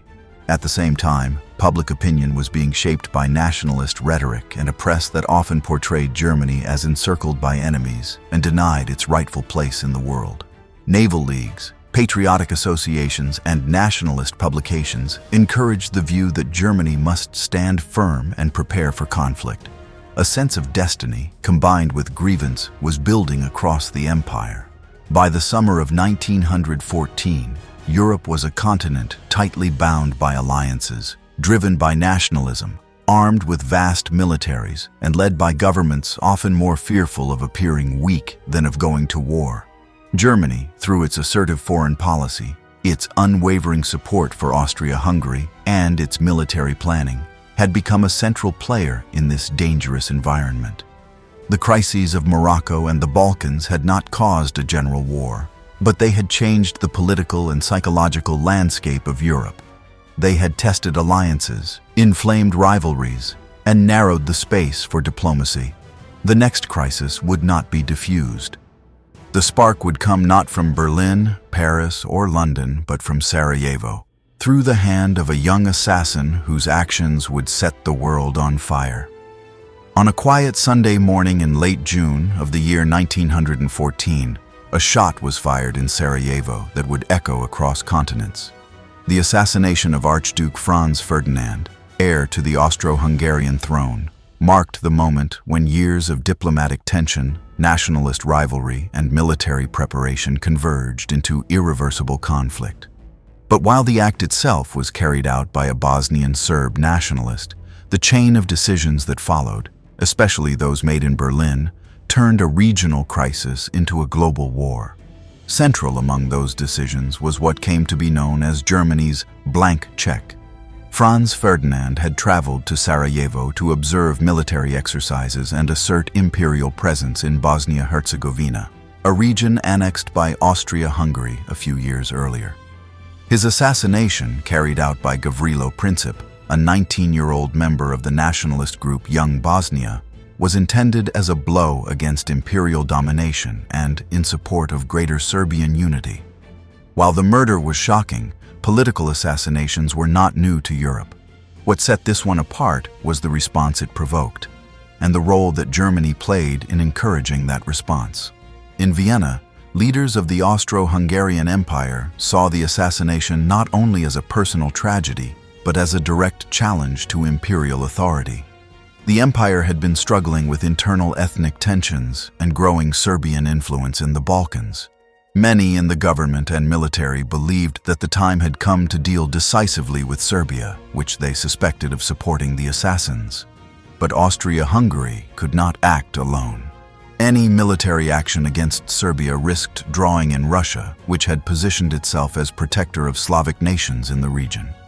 Vienna's leaders turned to their closest ally, Germany, for support. What they sought was reassurance that Germany would stand by them in the event that war expanded beyond the Balkans. Germany's leadership responded with unambiguous backing. In early July, just days after the assassination, the German ambassador in Vienna conveyed a message from Berlin. Germany would support Austria-Hungary no matter what course of action it chose. This assurance, given without conditions or limitations, became known as the blank check. Why did Germany offer such unqualified support? Several factors were at play. First, the German leadership, particularly the military and foreign policy elite, believed that a conflict with Russia and its allies was becoming increasingly likely. They viewed Serbia as a proxy for Russian influence and saw a confrontation in the Balkans as both inevitable and strategically necessary. Second, there was a sense that time was not on Germany's side. Russia's military was growing in strength, and some German generals believed that war would be more winnable now than in a few years. Kaiser Wilhelm II himself played a complex role. Initially supportive of Austria's hardline stance, he later appeared to hesitate, suggesting that Serbia's response to Austria's demands could be sufficient to avoid war. However, by then, German officials, particularly Chancellor Theobald von Bethmann-Hollweg and key military leaders, had already made clear their commitment to backing Austria to the end. With German support secured, Austria-Hungary issued an ultimatum to Serbia on the 23rd of July. The terms were deliberately harsh, including demands that Serbia suppress nationalist propaganda, dissolve nationalist organizations, and allow Austro-Hungarian officials to participate in investigations within Serbia. Though Serbia agreed to most of the conditions, it rejected those that compromised its sovereignty.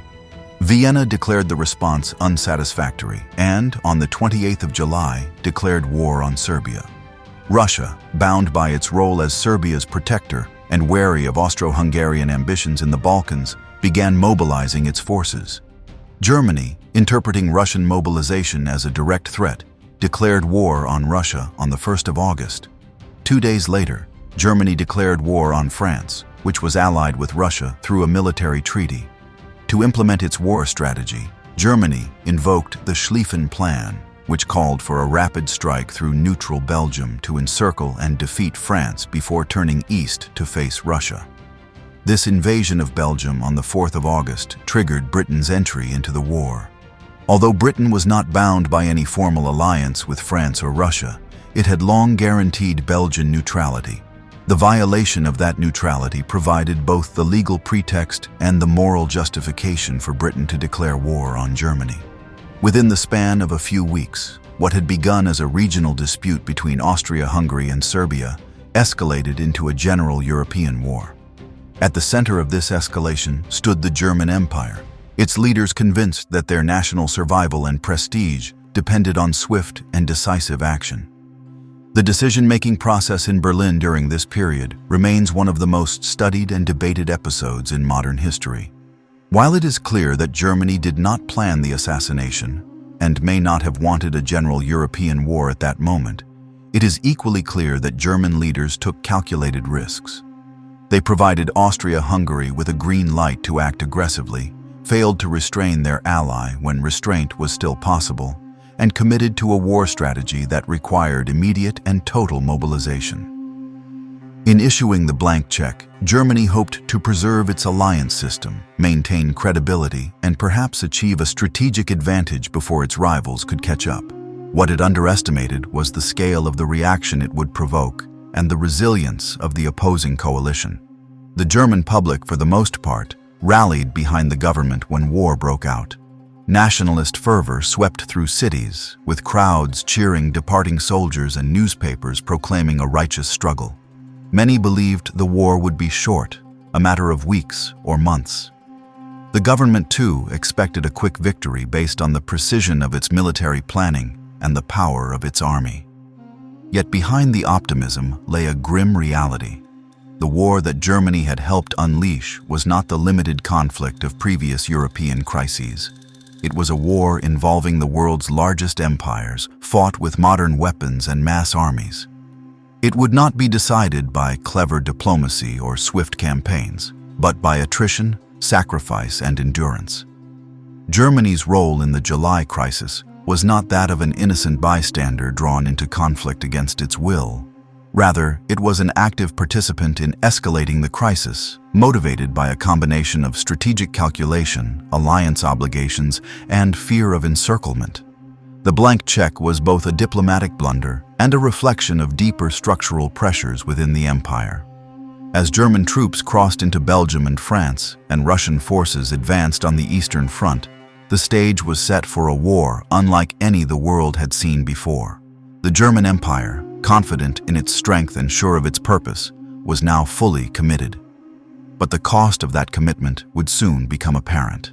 In blood, in hardship, and eventually, in the very survival of the empire itself. As the sun rose on the first days of August in the year 1914, Germany stood on the threshold of a war that would engulf not just Europe, but much of the world. The calculated assurances of the July crisis had transformed into irreversible action. Mobilization orders were issued, railway timetables activated, and soldiers dispatched to frontiers. The great powers of Europe, locked in alliance commitments and strategic doctrines, now moved from diplomatic maneuvering to military engagement. Germany, confident in its preparation and driven by the belief that speed would determine victory, set its vast war machine into motion. Germany's strategic plan for war, developed by General Count Alfred von Schlieffen and refined by his successors, was built on the expectation that Germany would face a two-front conflict against France in the west and Russia in the east. The plan was predicated on defeating France quickly, ideally within a matter of weeks, before Russia could fully mobilize its forces. The assumption was that speed, decisiveness, and overwhelming force would secure victory. To do this, the German army would bypass France's heavily fortified eastern border by invading through neutral Belgium and Luxembourg, sweeping westward in a wide arc toward Paris. Once France was subdued, German forces would be transported by rail to the Eastern Front to confront Russia. It was a bold plan that relied on precise timing, logistical mastery, and the assumption that Britain would remain neutral, or at least delay its entry into the war. On the 4th of August, German troops crossed into Belgium. The invasion violated international treaties that guaranteed Belgian neutrality, most notably the Treaty of London signed decades earlier, to which Britain was a guarantor. The German government downplayed the violation, describing the treaty as a mere scrap of paper, a phrase attributed to Chancellor Theobald von Bethmann-Hollweg.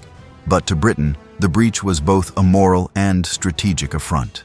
That same day, Britain declared war on Germany.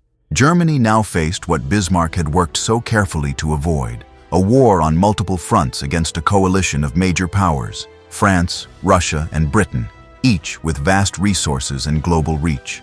What had begun as a Balkan crisis had become a European war, and Germany was at its center.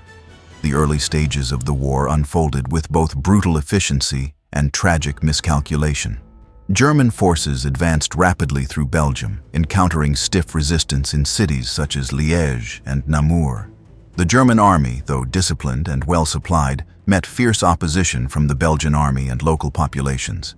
Civilians were sometimes accused of being irregular combatants, and reprisals followed. In towns like Leuven and Dinant, German troops committed atrocities that shocked world opinion, burning buildings, executing civilians, and destroying cultural landmarks. These actions, widely reported in Allied newspapers, contributed to Germany's growing reputation as an aggressor. The idea of German militarism became a central theme in Allied propaganda.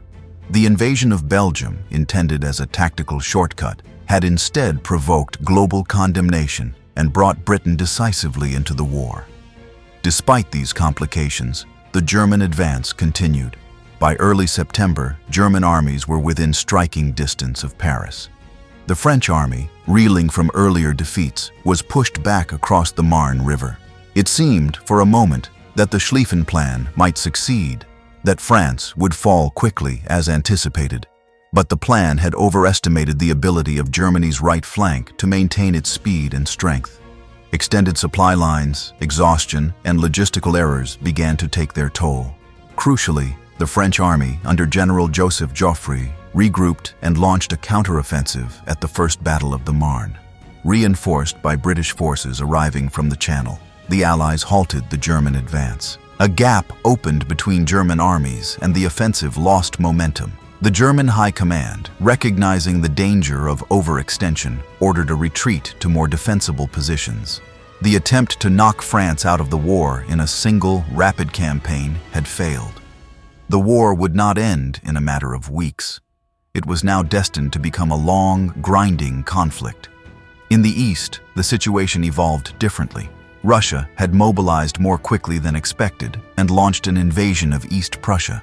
German commanders Erich Ludendorff and Paul von Hindenburg led a swift and decisive response at the Battle of Tannenberg in late August.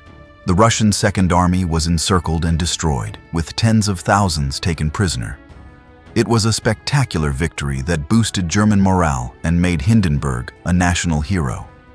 But the Eastern Front would remain active and costly, requiring continuous attention and diverting resources from the Western campaign. On both fronts, the war quickly outgrew the assumptions that had shaped its initial strategies.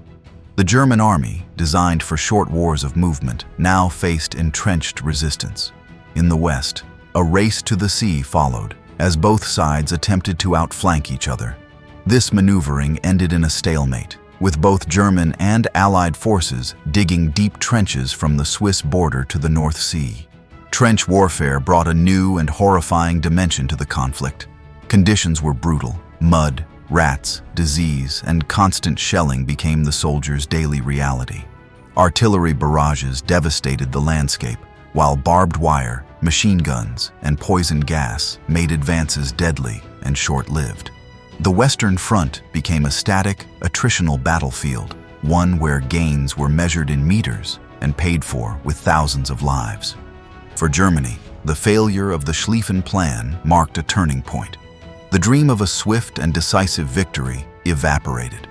The empire now faced a prolonged war requiring total mobilization of society and economy. The German government introduced rationing, redirected industrial production toward armaments, and imposed censorship. Civil liberties were curtailed in the name of national security. At the same time, the German leadership tried to maintain public morale through propaganda and patriotic appeals. The war was portrayed as a defensive struggle against encirclement, a battle to preserve German culture and honor. Despite mounting casualties, many Germans continued to believe in the justice of their cause, at least in the early years of the war. The burden of war also began to affect German alliances. Austria-Hungary, though supported by Germany, struggled to contain Russian and Serbian forces. The Ottoman Empire, encouraged by German diplomats and military advisors, entered the war on the side of the Central Powers in late October. This expanded the war's scope and introduced new fronts in the Middle East and the Caucasus. Germany's naval strategy also began to evolve. Recognizing its fleet could not match Britain's Royal Navy in a direct confrontation, Germany turned to submarine warfare. U-boats targeted Allied shipping, aiming to cut off supplies and weaken Britain's war effort. This tactic would have major consequences in later stages of the war, especially with regard to neutral powers. By the end of the year, 1914, it was clear that the war would not be over by Christmas, as many had hoped. Instead, Germany was locked in a massive, multi-front conflict with no clear end in sight. The cost in human lives was already staggering. The social and economic structures of the empire were under strain, yet the leadership remained committed to victory, believing that German strength, discipline, and industrial capacity could still bring triumph. What had begun as a swift military gamble had become a war of endurance. Germany, having launched its armies with confidence and resolve, now faced a new and far more uncertain struggle, one that would test not just its military, but the very fabric of the empire itself. By the close of the year 1914, the German Empire had failed to achieve its swift victory on the Western Front. The Schlieffen Plan had broken down, and the war that was supposed to be decided in a matter of weeks had instead entered a new, grueling phase. Both sides, Germany and the Allied powers, settled into defensive positions that would define the Western Front for the next 4 years. What followed was not movement, but stagnation. It was a war of endurance, defined by trenches, artillery, and unrelenting suffering. The German retreat after the Battle of the Marne brought an end to open maneuver and marked the beginning of entrenchment. As German forces dug in to defend their positions, the Allies did the same. From the North Sea coast of Belgium down to the Swiss frontier, a continuous line of defensive trenches stretched across Western Europe. Neither side would manage to break this line decisively for the remainder of the war. The trench systems were complex and evolving.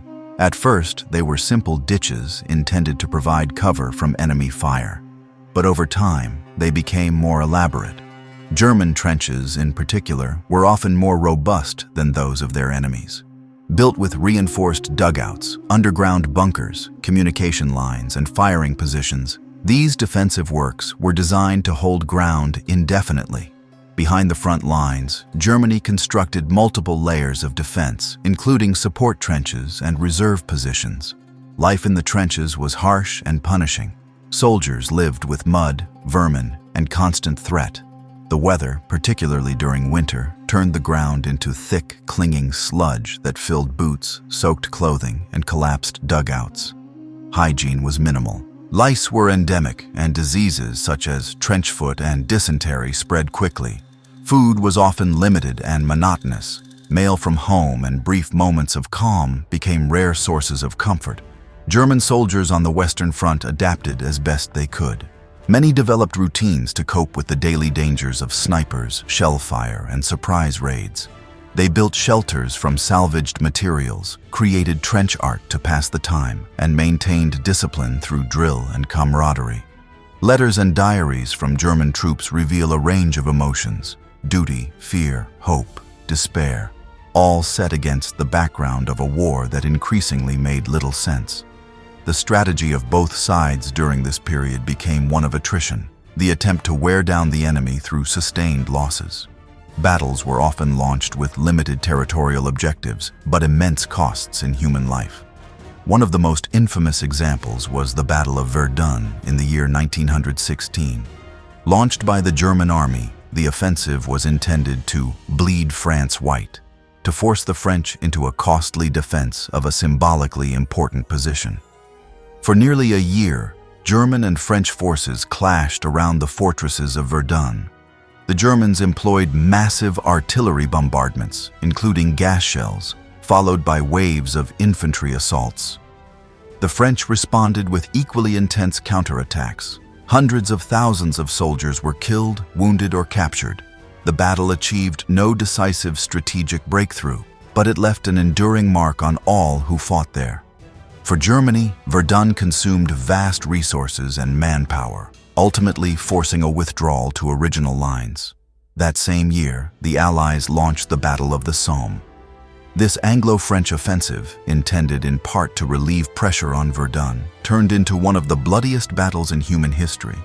On the first day alone, British forces suffered tens of thousands of casualties. German defenders, though dug in and well supplied, also endured enormous losses. The German army demonstrated tactical flexibility by shifting reserves and reinforcing key positions quickly. Yet the relentless shelling and assaults wore down even the most experienced troops. These battles highlight the central problem of trench warfare. Massive offensives often resulted in minimal territorial gains. Technological advancements had outpaced traditional tactics. Artillery and machine guns dominated the battlefield, while communication and mobility lagged behind. Each attack required weeks of planning and vast quantities of ammunition, but rarely shifted the front lines significantly. To adapt, German commanders began exploring new tactics. In the later stages of the war, they developed infiltration techniques using small units of specially trained soldiers, known as stormtroopers, to penetrate enemy lines, bypass strongpoints, and disrupt rear areas. These methods would later influence modern combined arms warfare, but during the trench years, their impact was limited by the scale of operations and the exhaustion of available resources. The air war also began to take shape during this period. Initially used for reconnaissance, aircraft evolved into tools of both observation and combat. German pilots such as Manfred von Richthofen, known as the Red Baron, became legendary figures, their exploits celebrated by a public eager for heroes. Yet even in the skies, the war was one of attrition. Planes were fragile, engines unreliable, and survival rates low. Behind the lines, the German Empire mobilized its entire society for war. Industry was reorganized to prioritize munitions and military equipment. The Hindenburg Program, introduced in the year 1916, aimed to double armaments production through state planning and labor conscription. Civilian goods became scarce, and food shortages began to take a serious toll. The British naval blockade restricted imports of grain and other essentials, leading to malnutrition and unrest on the home front. Morale at the front and at home began to deteriorate. In the early years of the war, nationalist enthusiasm had been widespread. But by the time trench warfare had become the norm, the realities of prolonged conflict were impossible to ignore. News of mass casualties, economic hardship, and the absence of a clear path to victory fed public discontent. Protests and strikes, though initially limited, began to emerge. The social consequences were significant. The authority of the Kaiser and the traditional elites was increasingly questioned. The Social Democratic Party, which had initially supported war credits in a show of national unity, began to fracture. More radical voices gained support, calling for peace, democratic reform, and worker control. Soldiers on leave brought back grim accounts of the front, further eroding the government's image. Within the German army, discipline remained strict, but the psychological strain was immense. Shell shock, what today would be recognized as post-traumatic stress disorder, affected thousands. Letters from the front often conveyed a longing for peace and a sense of alienation from the military leadership. Nevertheless, most soldiers continued to fight, bound by duty, habit, and the fear of punishment. Germany's high command, led by General Paul von Hindenburg and his deputy Erich Ludendorff, continued to believe that victory was possible through military means. Their focus remained on achieving a decisive breakthrough, either on the Western Front or elsewhere. Yet the longer the war dragged on, the more this belief seemed detached from reality. The empire was bleeding, slowly, steadily, and seemingly without end.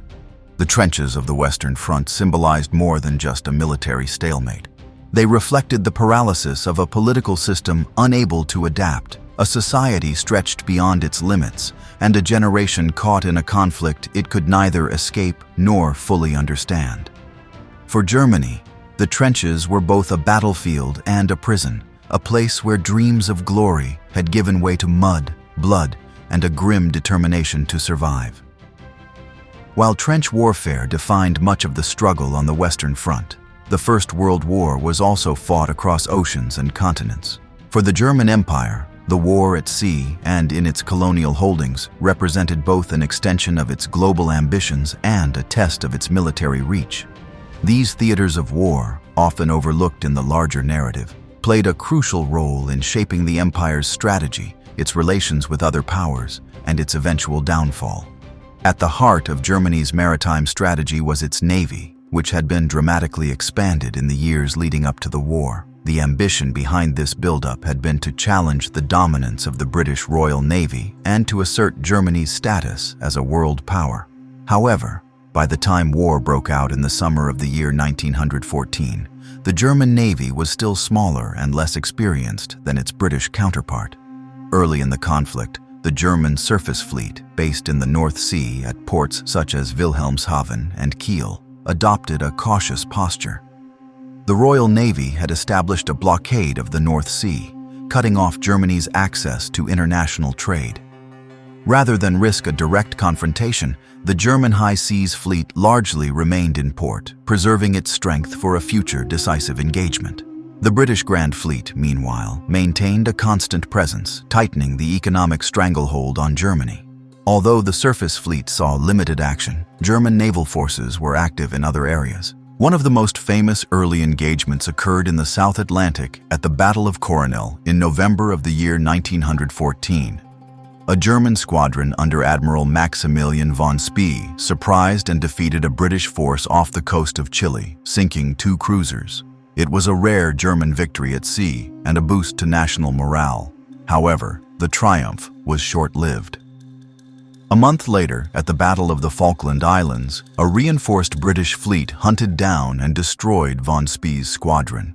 The loss of these ships, along with their experienced crews, marked the end of Germany's serious surface naval operations outside European waters. As Germany's surface fleet faced containment, the Navy turned increasingly to submarine warfare. German U-boats, short for Unterseeboote, represented a new and formidable threat.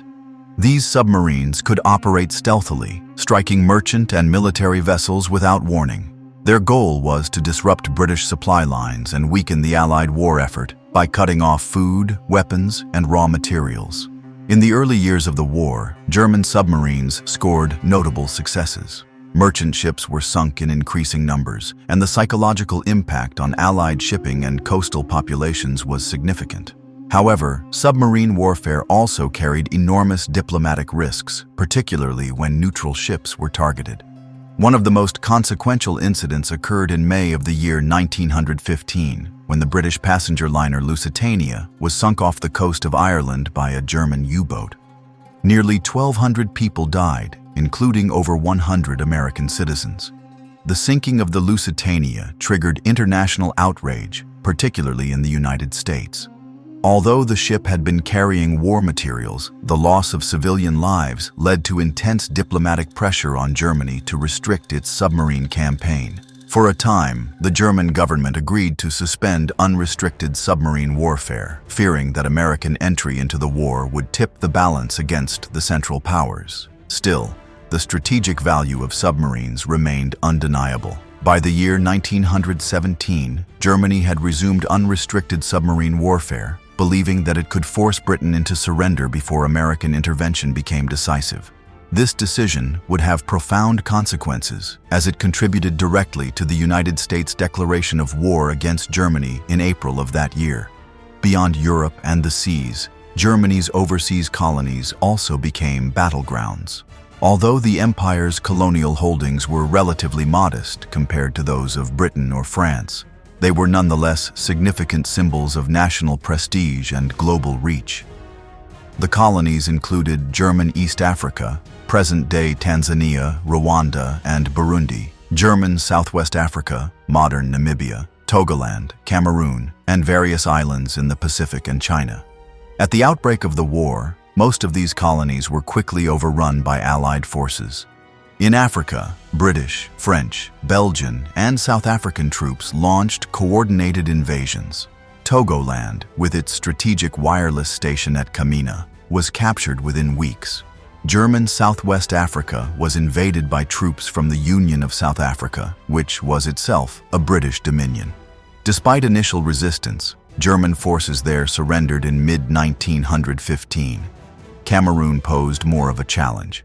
German troops, supported by local African forces and using the difficult terrain to their advantage, managed to resist Allied advances for over a year. However, by early 1916, they too were forced to surrender after a prolonged campaign. The most remarkable colonial defense came in German East Africa, under the command of General Paul von Lettow-Vorbeck. A career officer with a reputation for discipline and unconventional tactics, Lettow-Vorbeck waged a guerrilla war against superior Allied forces. He utilized mobility, local knowledge, and the support of indigenous Askari troops to keep the campaign going long after Germany had lost control of other colonies.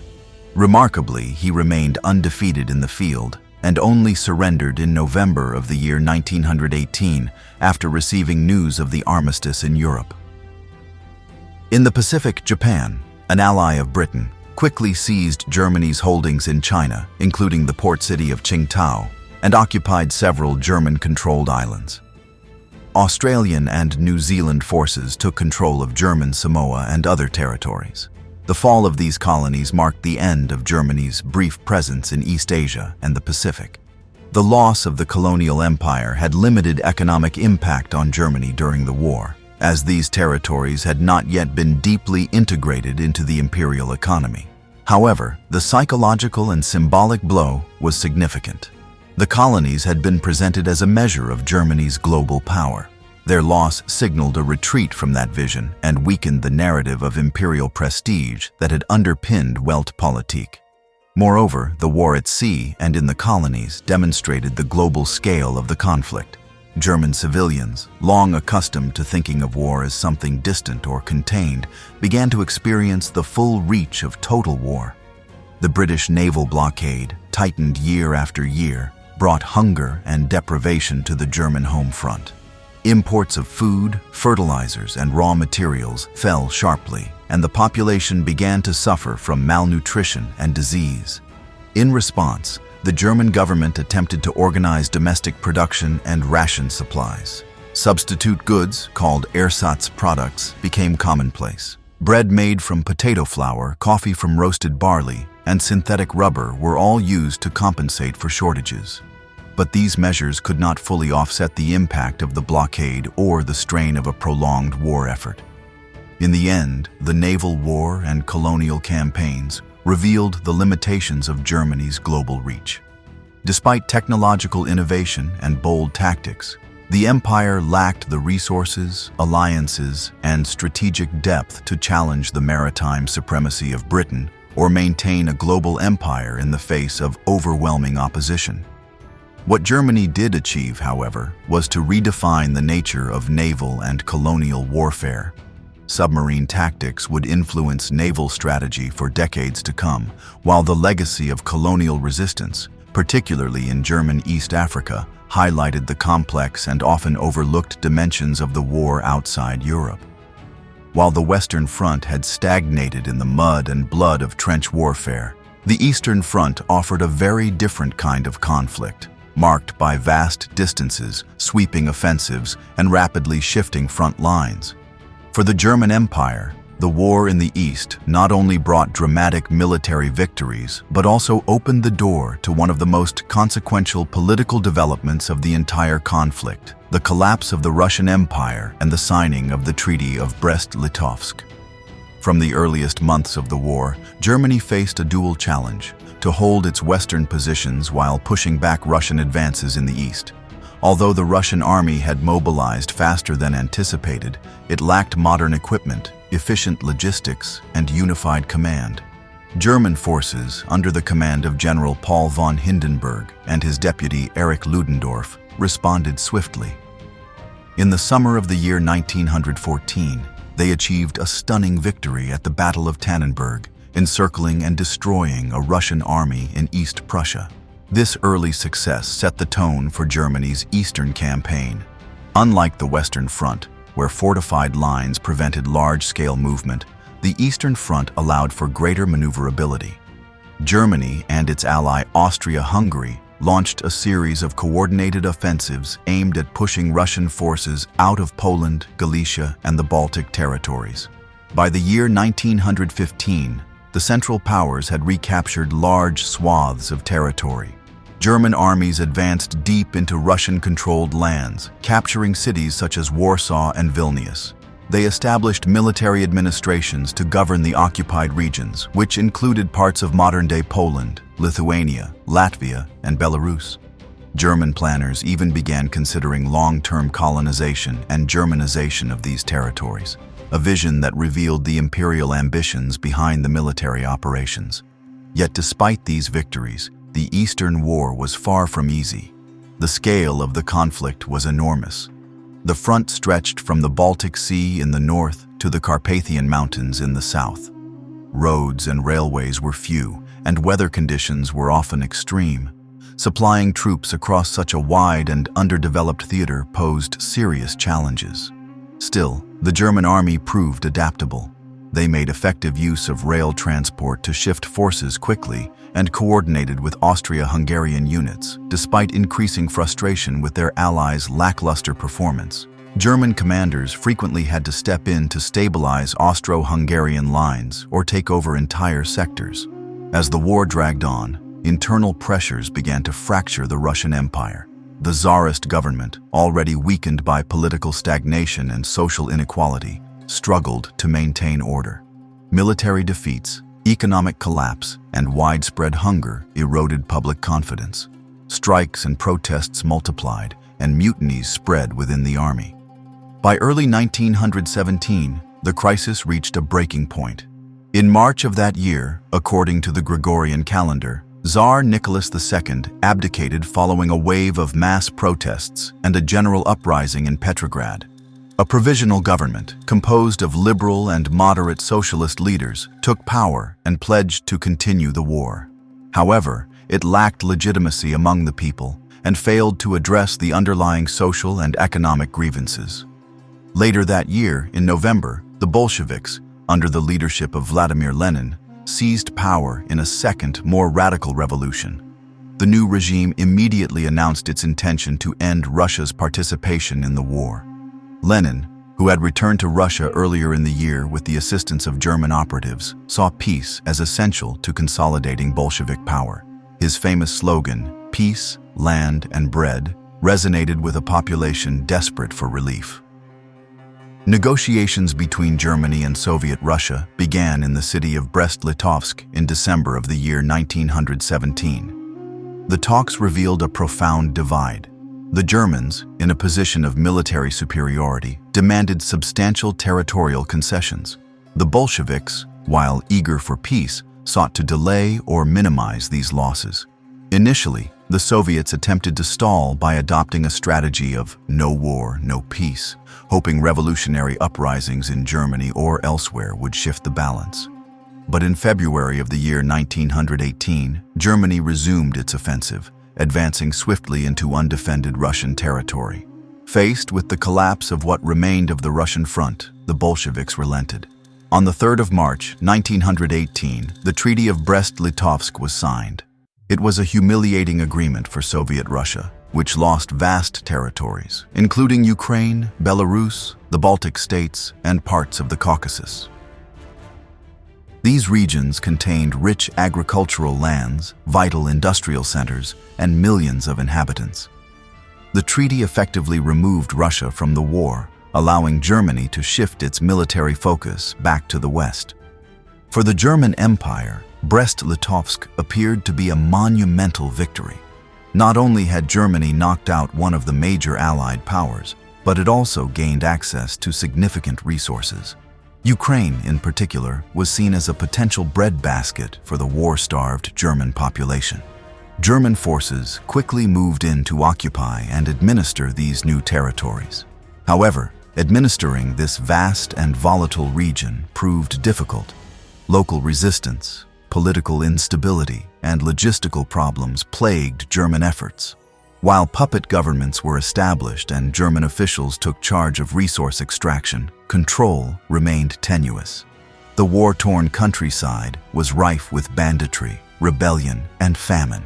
Ukrainian nationalists, Bolshevik partisans, and other factions contested German authority at every turn. Moreover, the treaty exacerbated tensions within Germany itself.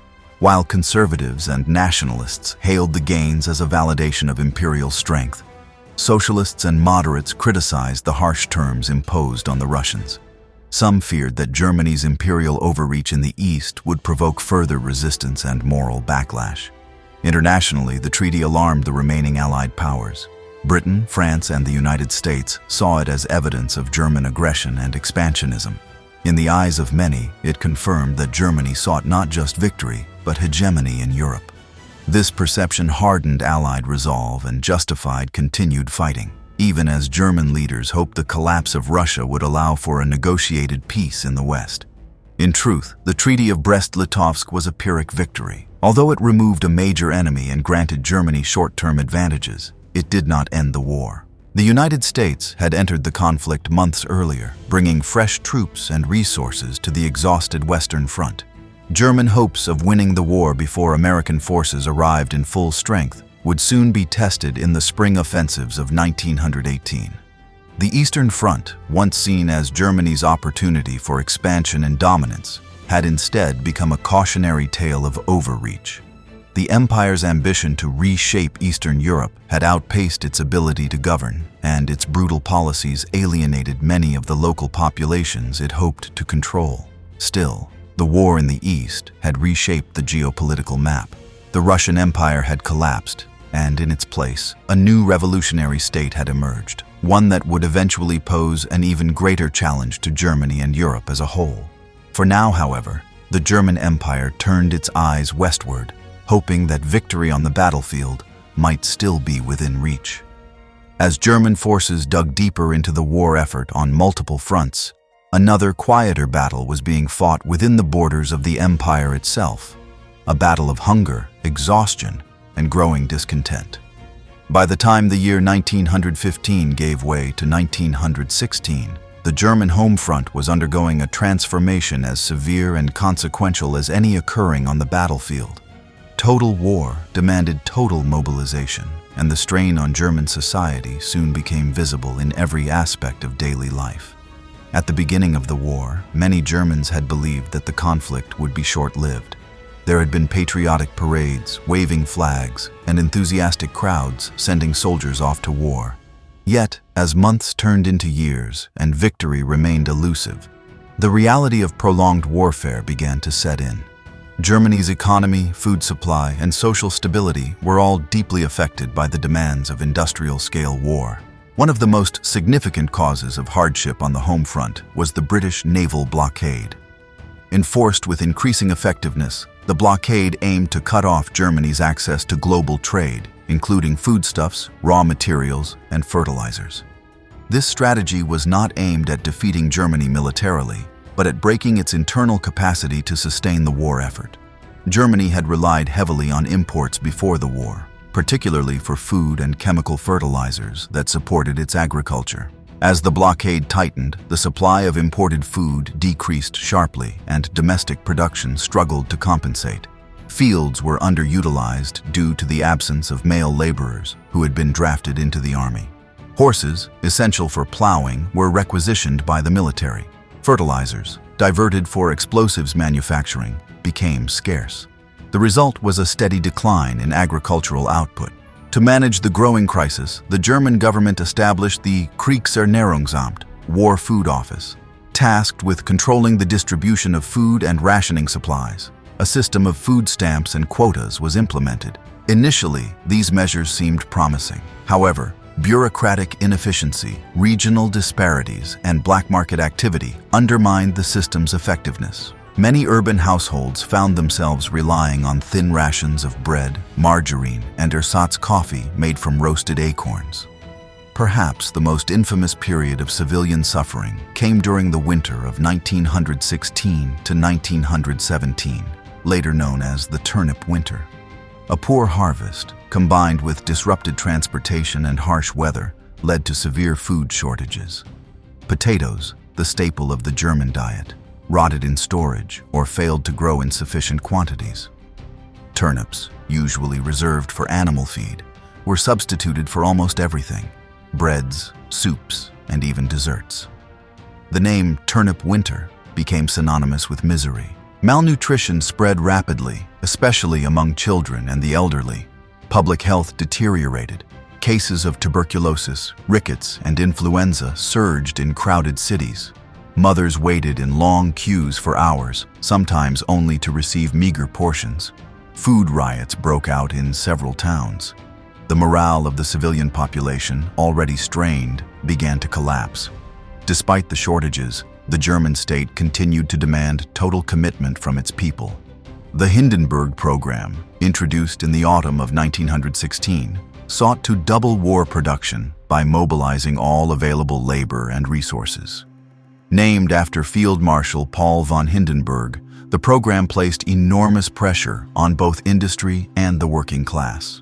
Workers were drafted into arms factories, women took on jobs previously closed to them, and prisoners of war were used as forced labor. Industrial output in sectors like steel, coal, and armaments increased, but at great cost. Working conditions were harsh, hours were long, and wages failed to keep pace with inflation. Strikes, once rare in wartime, began to occur with increasing frequency. In Berlin, Hamburg, and the Ruhr, workers protested food shortages, poor pay, and the lack of political representation. Though most strikes were contained, they revealed a growing fracture in the wartime consensus. These frustrations extended beyond the factory floor. Political tensions also intensified. The Social Democratic Party, which had initially supported war credits, now found itself divided. A more radical faction broke away to form the Independent Social Democratic Party, calling for an immediate end to the war and more democratic reforms. Anti-war sentiment, long suppressed, began to surface in speeches, pamphlets, and underground newspapers. Among the middle classes, too, anxiety grew. The war had eroded savings and disrupted careers. Professionals and small business owners found themselves unable to maintain their pre-war standards of living.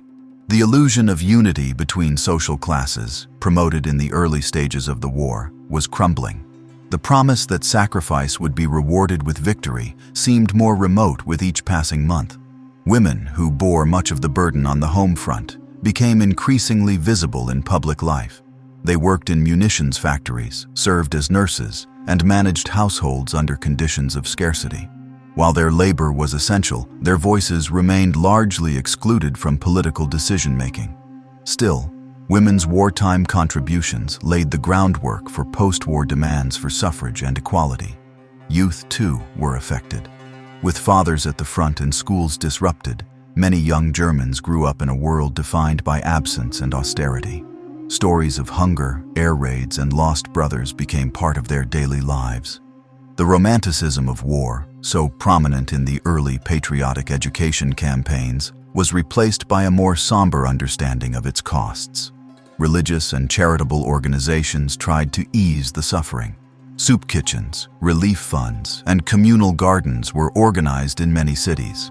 But such efforts, while helpful, could not offset the systemic shortages and inefficiencies of wartime administration. Trust in institutions declined, and rumors of hoarding and corruption circulated widely. The German leadership, particularly the military command under Hindenburg and Ludendorff, remained focused on achieving military victory. They viewed home-front difficulties as unfortunate but necessary sacrifices. Calls for peace were dismissed as defeatist. The government introduced laws to suppress dissent and control the press. Censorship intensified. Critics were labeled traitors. Surveillance expanded. Yet even within the military, signs of strain were visible. Letters from soldiers on the front increasingly expressed concern for their families back home. The knowledge that their children were going hungry while they fought in freezing trenches eroded morale. Desertions and psychological breakdowns became more common. As the war dragged into its fourth year, the German Empire was still standing, but under enormous internal pressure. The social contract between ruler and ruled was unraveling. The monarchy, once seen as a symbol of national unity, appeared distant and indifferent. Kaiser Wilhelm II, already sidelined in military decision-making, retreated further from public life. The belief that the war was being fought for honor, security, or justice was giving way to the stark realization that it was being endured simply to survive. The turnip winter marked a turning point in the relationship between the German state and its people. It exposed the fragility of the imperial system when confronted with total war. It revealed how vulnerable even a powerful nation could become when cut off from the global economy. And it sowed the seeds of political radicalism, class resentment, and civil unrest that would erupt more forcefully in the final year of the war. As spring returned in the year 1917, the physical hardships of winter eased slightly. But the deeper wounds of hunger, grief, and political betrayal remained. The home front was no longer a passive rear. It had become an active front in its own right, one that would shape the fate of the empire in the months ahead. The German military leadership, recognizing that time was running out, now turned to a final gamble, a massive offensive in the west, made possible by the defeat of Russia and the redeployment of troops from the Eastern Front. It was a last attempt to break the stalemate, win the war, and silence dissent at home. The fate of the German Empire would now be decided not in conference rooms or diplomatic missions, but in the trenches, on the fields of France. By the beginning of the year 1918, the German Empire was approaching a critical threshold. After more than 3 years of total war, the strain on both the military and the civilian population had become severe. Yet Germany's leaders saw a fleeting window of opportunity. Russia had exited the war following the Treaty of Brest-Litovsk, freeing up hundreds of thousands of German soldiers from the Eastern Front. The United States had declared war on Germany the year before, but its forces were not yet fully mobilized in Europe. If a decisive blow could be struck in the West, Germany might still win the war, or at least secure a favorable peace. This belief shaped the decision to launch a massive offensive on the Western Front in the spring of that year. Known to the Germans as the Kaiserschlacht, Kaiser's Battle, and to historians as the Spring Offensive, it was a final, desperate gamble by the German High Command. Generals Paul von Hindenburg and Erich Ludendorff knew that time was not on Germany's side. Morale was collapsing at home, resources were dwindling, and the Allies would only grow stronger with the full entry of American troops. The offensive had to succeed quickly or risk total failure. The German strategy was based on surprise, mobility, and concentrated force. The aim was to break through the Allied lines before they could react, divide British and French forces, and push toward Paris. To execute this plan, Germany concentrated nearly 50 divisions and thousands of artillery pieces along a narrow section of the front in northern France. These troops had been drawn from the now quiet Eastern Front and included specially trained stormtrooper units equipped and instructed in infiltration tactics. On the 21st of March, German artillery opened one of the largest bombardments of the entire war. Over several hours, millions of shells rained down on British positions along the Somme. Then the infantry attacked. Fast-moving shock troops bypassed strongpoints, infiltrated trenches, and disrupted rear areas. The British lines were overwhelmed in many sectors. The initial German gains were astonishing. In a matter of days, they advanced more than 30 miles, an achievement unheard of since the early months of the war. This first phase of the offensive, known as Operation Michael, was followed by a series of subsequent attacks along other parts of the front. Operation Georgette in Flanders, Operation Blucher York near the Aisne River, and others. Each was designed to keep the Allies off balance, exploit weaknesses, and create momentum. For a brief period, it seemed as if Germany might break through entirely. But the success was deceptive. The rapid advance stretched German supply lines to their limit. Roads and railways behind the front could not keep pace with the moving troops. Rations, ammunition, and reinforcements arrived late, or not at all. German soldiers, exhausted and underfed after years of war and a harsh winter, began looting abandoned Allied supply depots rather than pressing forward. The advance slowed. Moreover, the gains came at a staggering cost. German casualties during the spring offensive were immense, estimated in the hundreds of thousands. These were losses Germany could not afford. The army was already struggling with manpower shortages. Many of the fresh troops used in the offensive were very young recruits or older soldiers called back into service. Replacements were increasingly scarce. The Allies, though shaken by the initial attacks, regrouped quickly. French and British commanders coordinated their responses more effectively than in previous years. General Ferdinand Foch was appointed as the Allied Supreme Commander, unifying command structures and improving strategic coordination. The arrival of American troops, though not yet decisive in numbers, provided a psychological boost and the promise of fresh strength. By the summer of that year, the German advance had stalled. The Allies began to counterattack. At the Second Battle of the Marne in July, Franco-American forces pushed back a major German offensive. In August, the Allies launched the 100 Days Offensive, a series of sustained attacks that steadily drove the Germans out of their hard-won positions. The German army, battered and demoralized, began a general retreat. On the home front, the situation was deteriorating rapidly. The hopes raised by the spring offensive had vanished. Instead of victory, Germans faced continued shortages, deepening hunger, and a sense of betrayal. The naval blockade remained in full effect.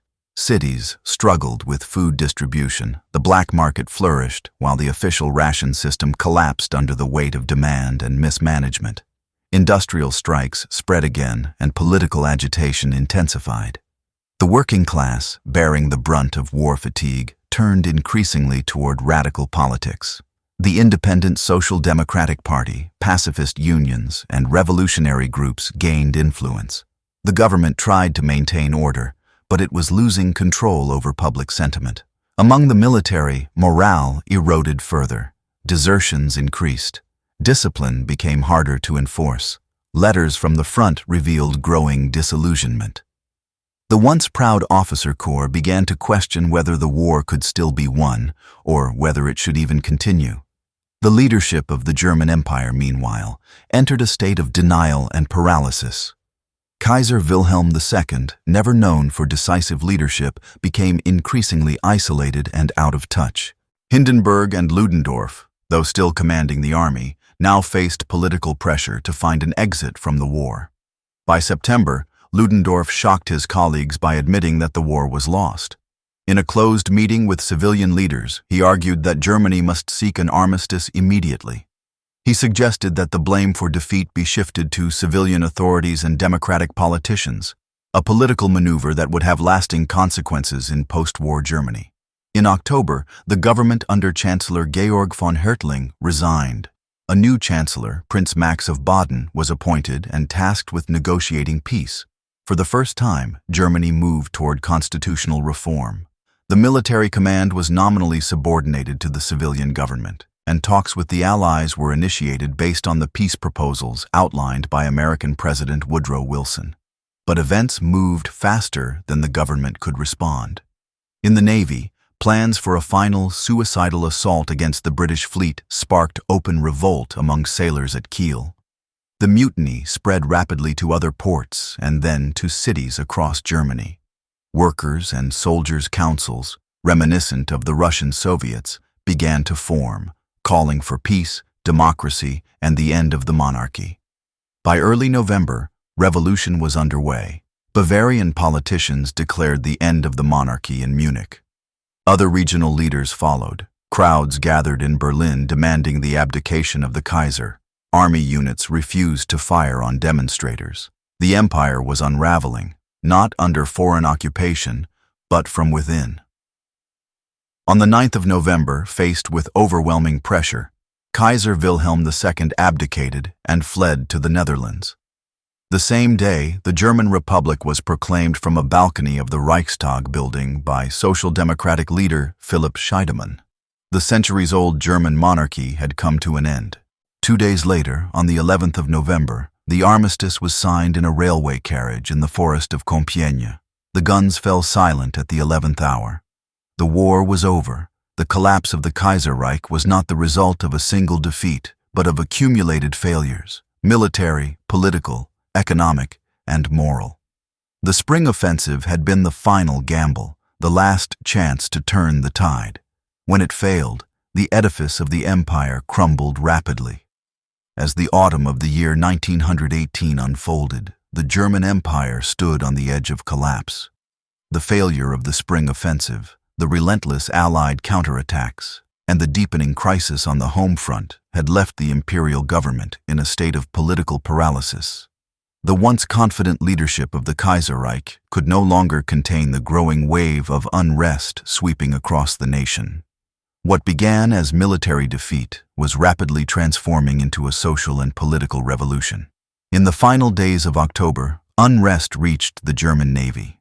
At the naval base of Wilhelmshaven, sailors learned that the High Seas Fleet was being ordered out to sea in what many believed would be a suicidal final engagement against the British Royal Navy.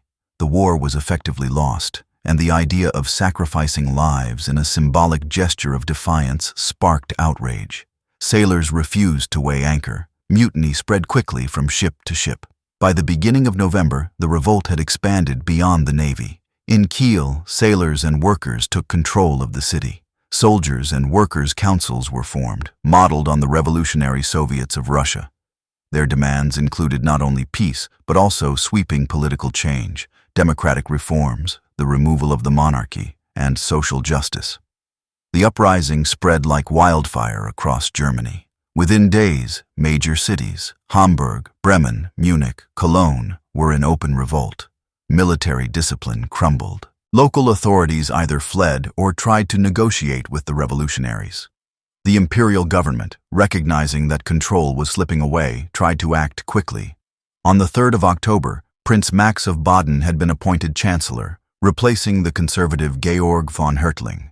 Prince Max represented a moderate voice, acceptable to both traditional elites and reformist factions. His mission was to oversee the transition toward peace and political reform. In an unprecedented move, constitutional changes were enacted. The chancellor would now be responsible to the Reichstag rather than the Kaiser, and the military command would be subordinated to civilian authority. These measures were intended to appease domestic unrest and convince the Allies that Germany was moving toward democracy. But these reforms came too late. The revolutionaries were not merely demanding constitutional adjustments. They wanted a clean break with the old order. Workers and soldiers, exhausted from years of war and sacrifice, saw no future in a system dominated by aristocrats, industrialists, and military officers. They demanded the abdication of Kaiser Wilhelm II and the establishment of a republic. Kaiser Wilhelm, meanwhile, was in Spa, Belgium, where the German military headquarters were located. Despite growing pressure, he refused to abdicate. He still believed he had the loyalty of the army. Hindenburg and Ludendorff had advised him to step down earlier, but Wilhelm clung to the hope that he could retain at least the Prussian crown, if not the imperial title. Events on the ground rendered these hopes irrelevant. In Berlin, mass demonstrations escalated. Revolutionary crowds, joined by striking workers and returning soldiers, marched through the streets.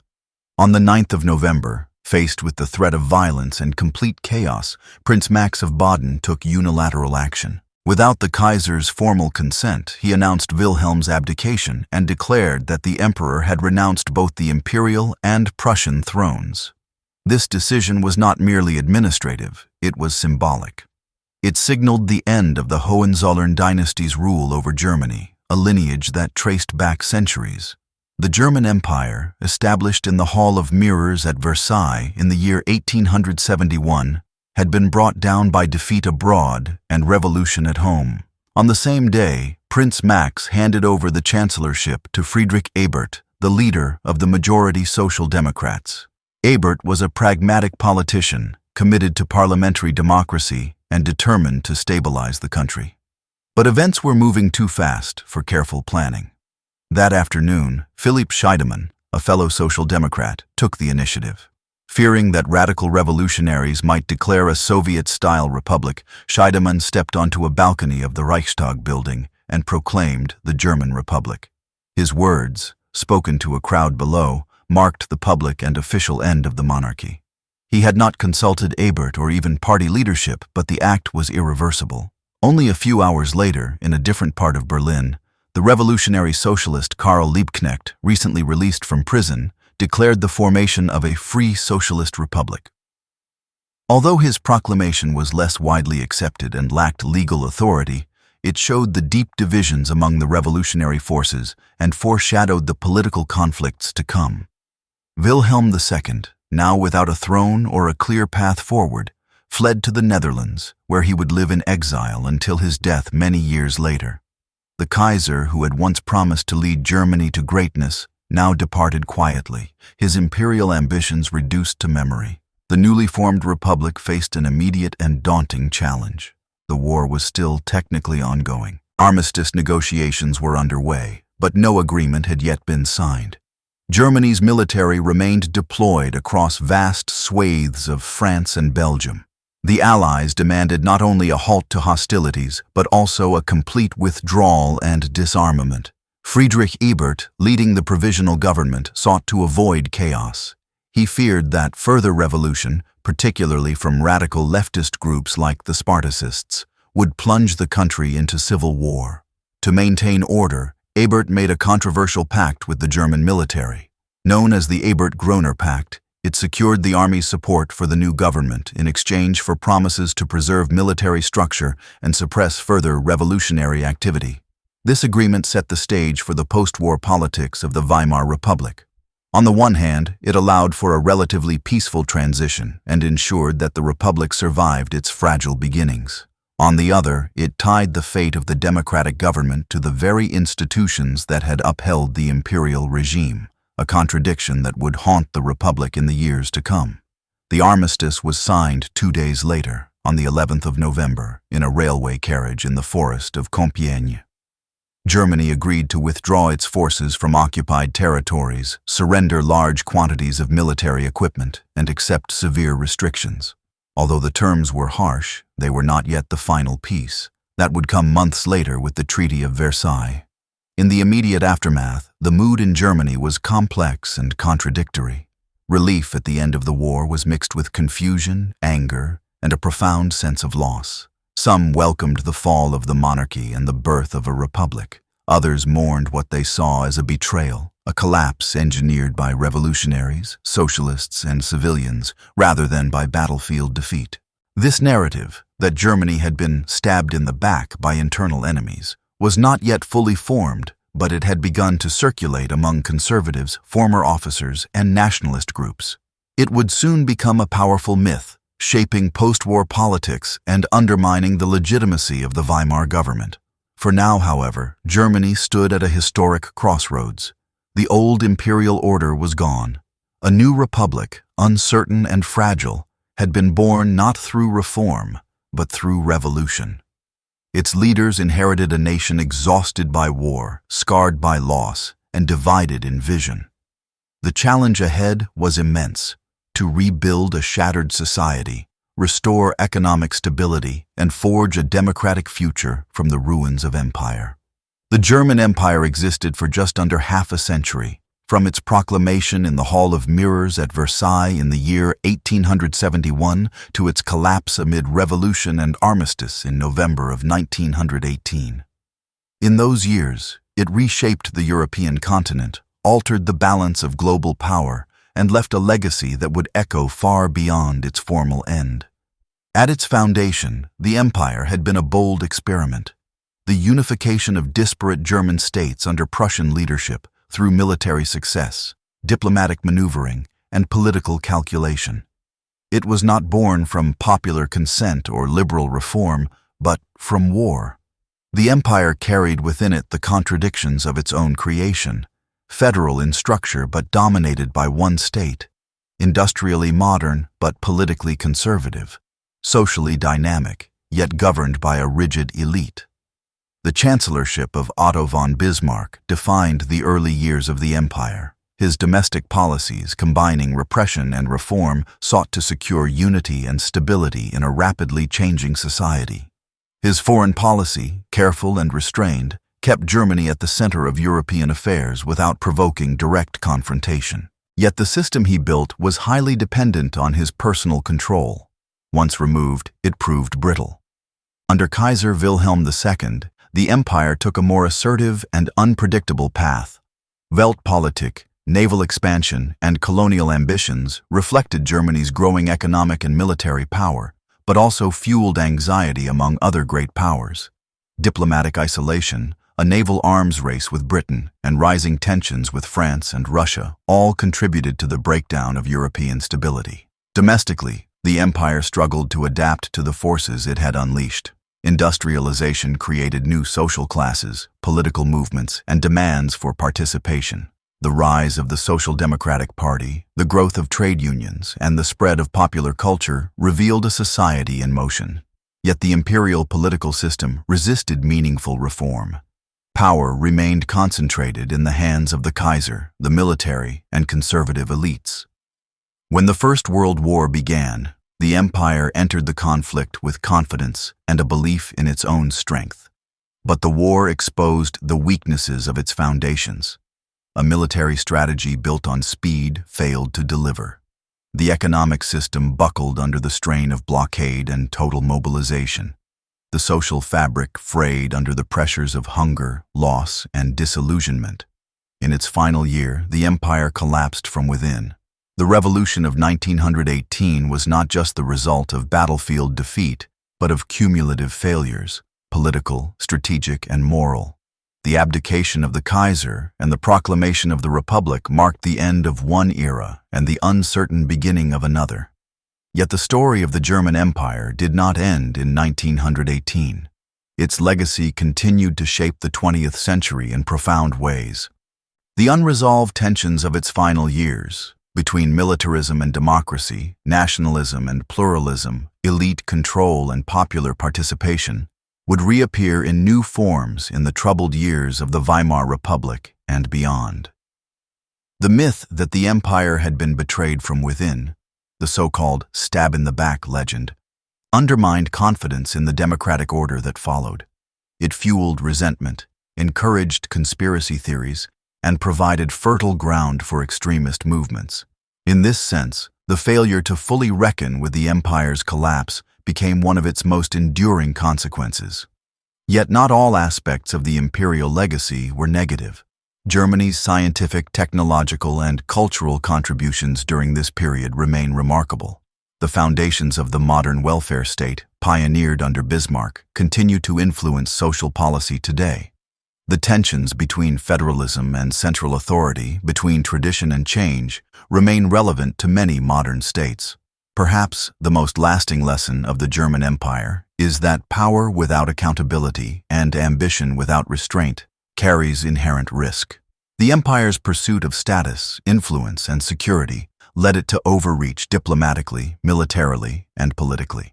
Its inability to adapt to social change, its reliance on hierarchical authority, and its failure to broaden political participation ultimately undermined its capacity to endure. In remembering the German Empire, it is essential to move beyond nostalgia or condemnation. It was neither a golden age nor a historical aberration, but a complex chapter in the unfolding story of modern Europe. Its rise and fall illuminate the possibilities and perils of nation-building in the industrial age. Its history challenges us to consider how societies manage change, distribute power, and respond to crisis. More than a century has passed since the empire's end. But the questions it raised about identity, governance, and the uses of power remain with us. To study the German Empire is not merely to look backward, but to reflect more clearly on the paths we choose today.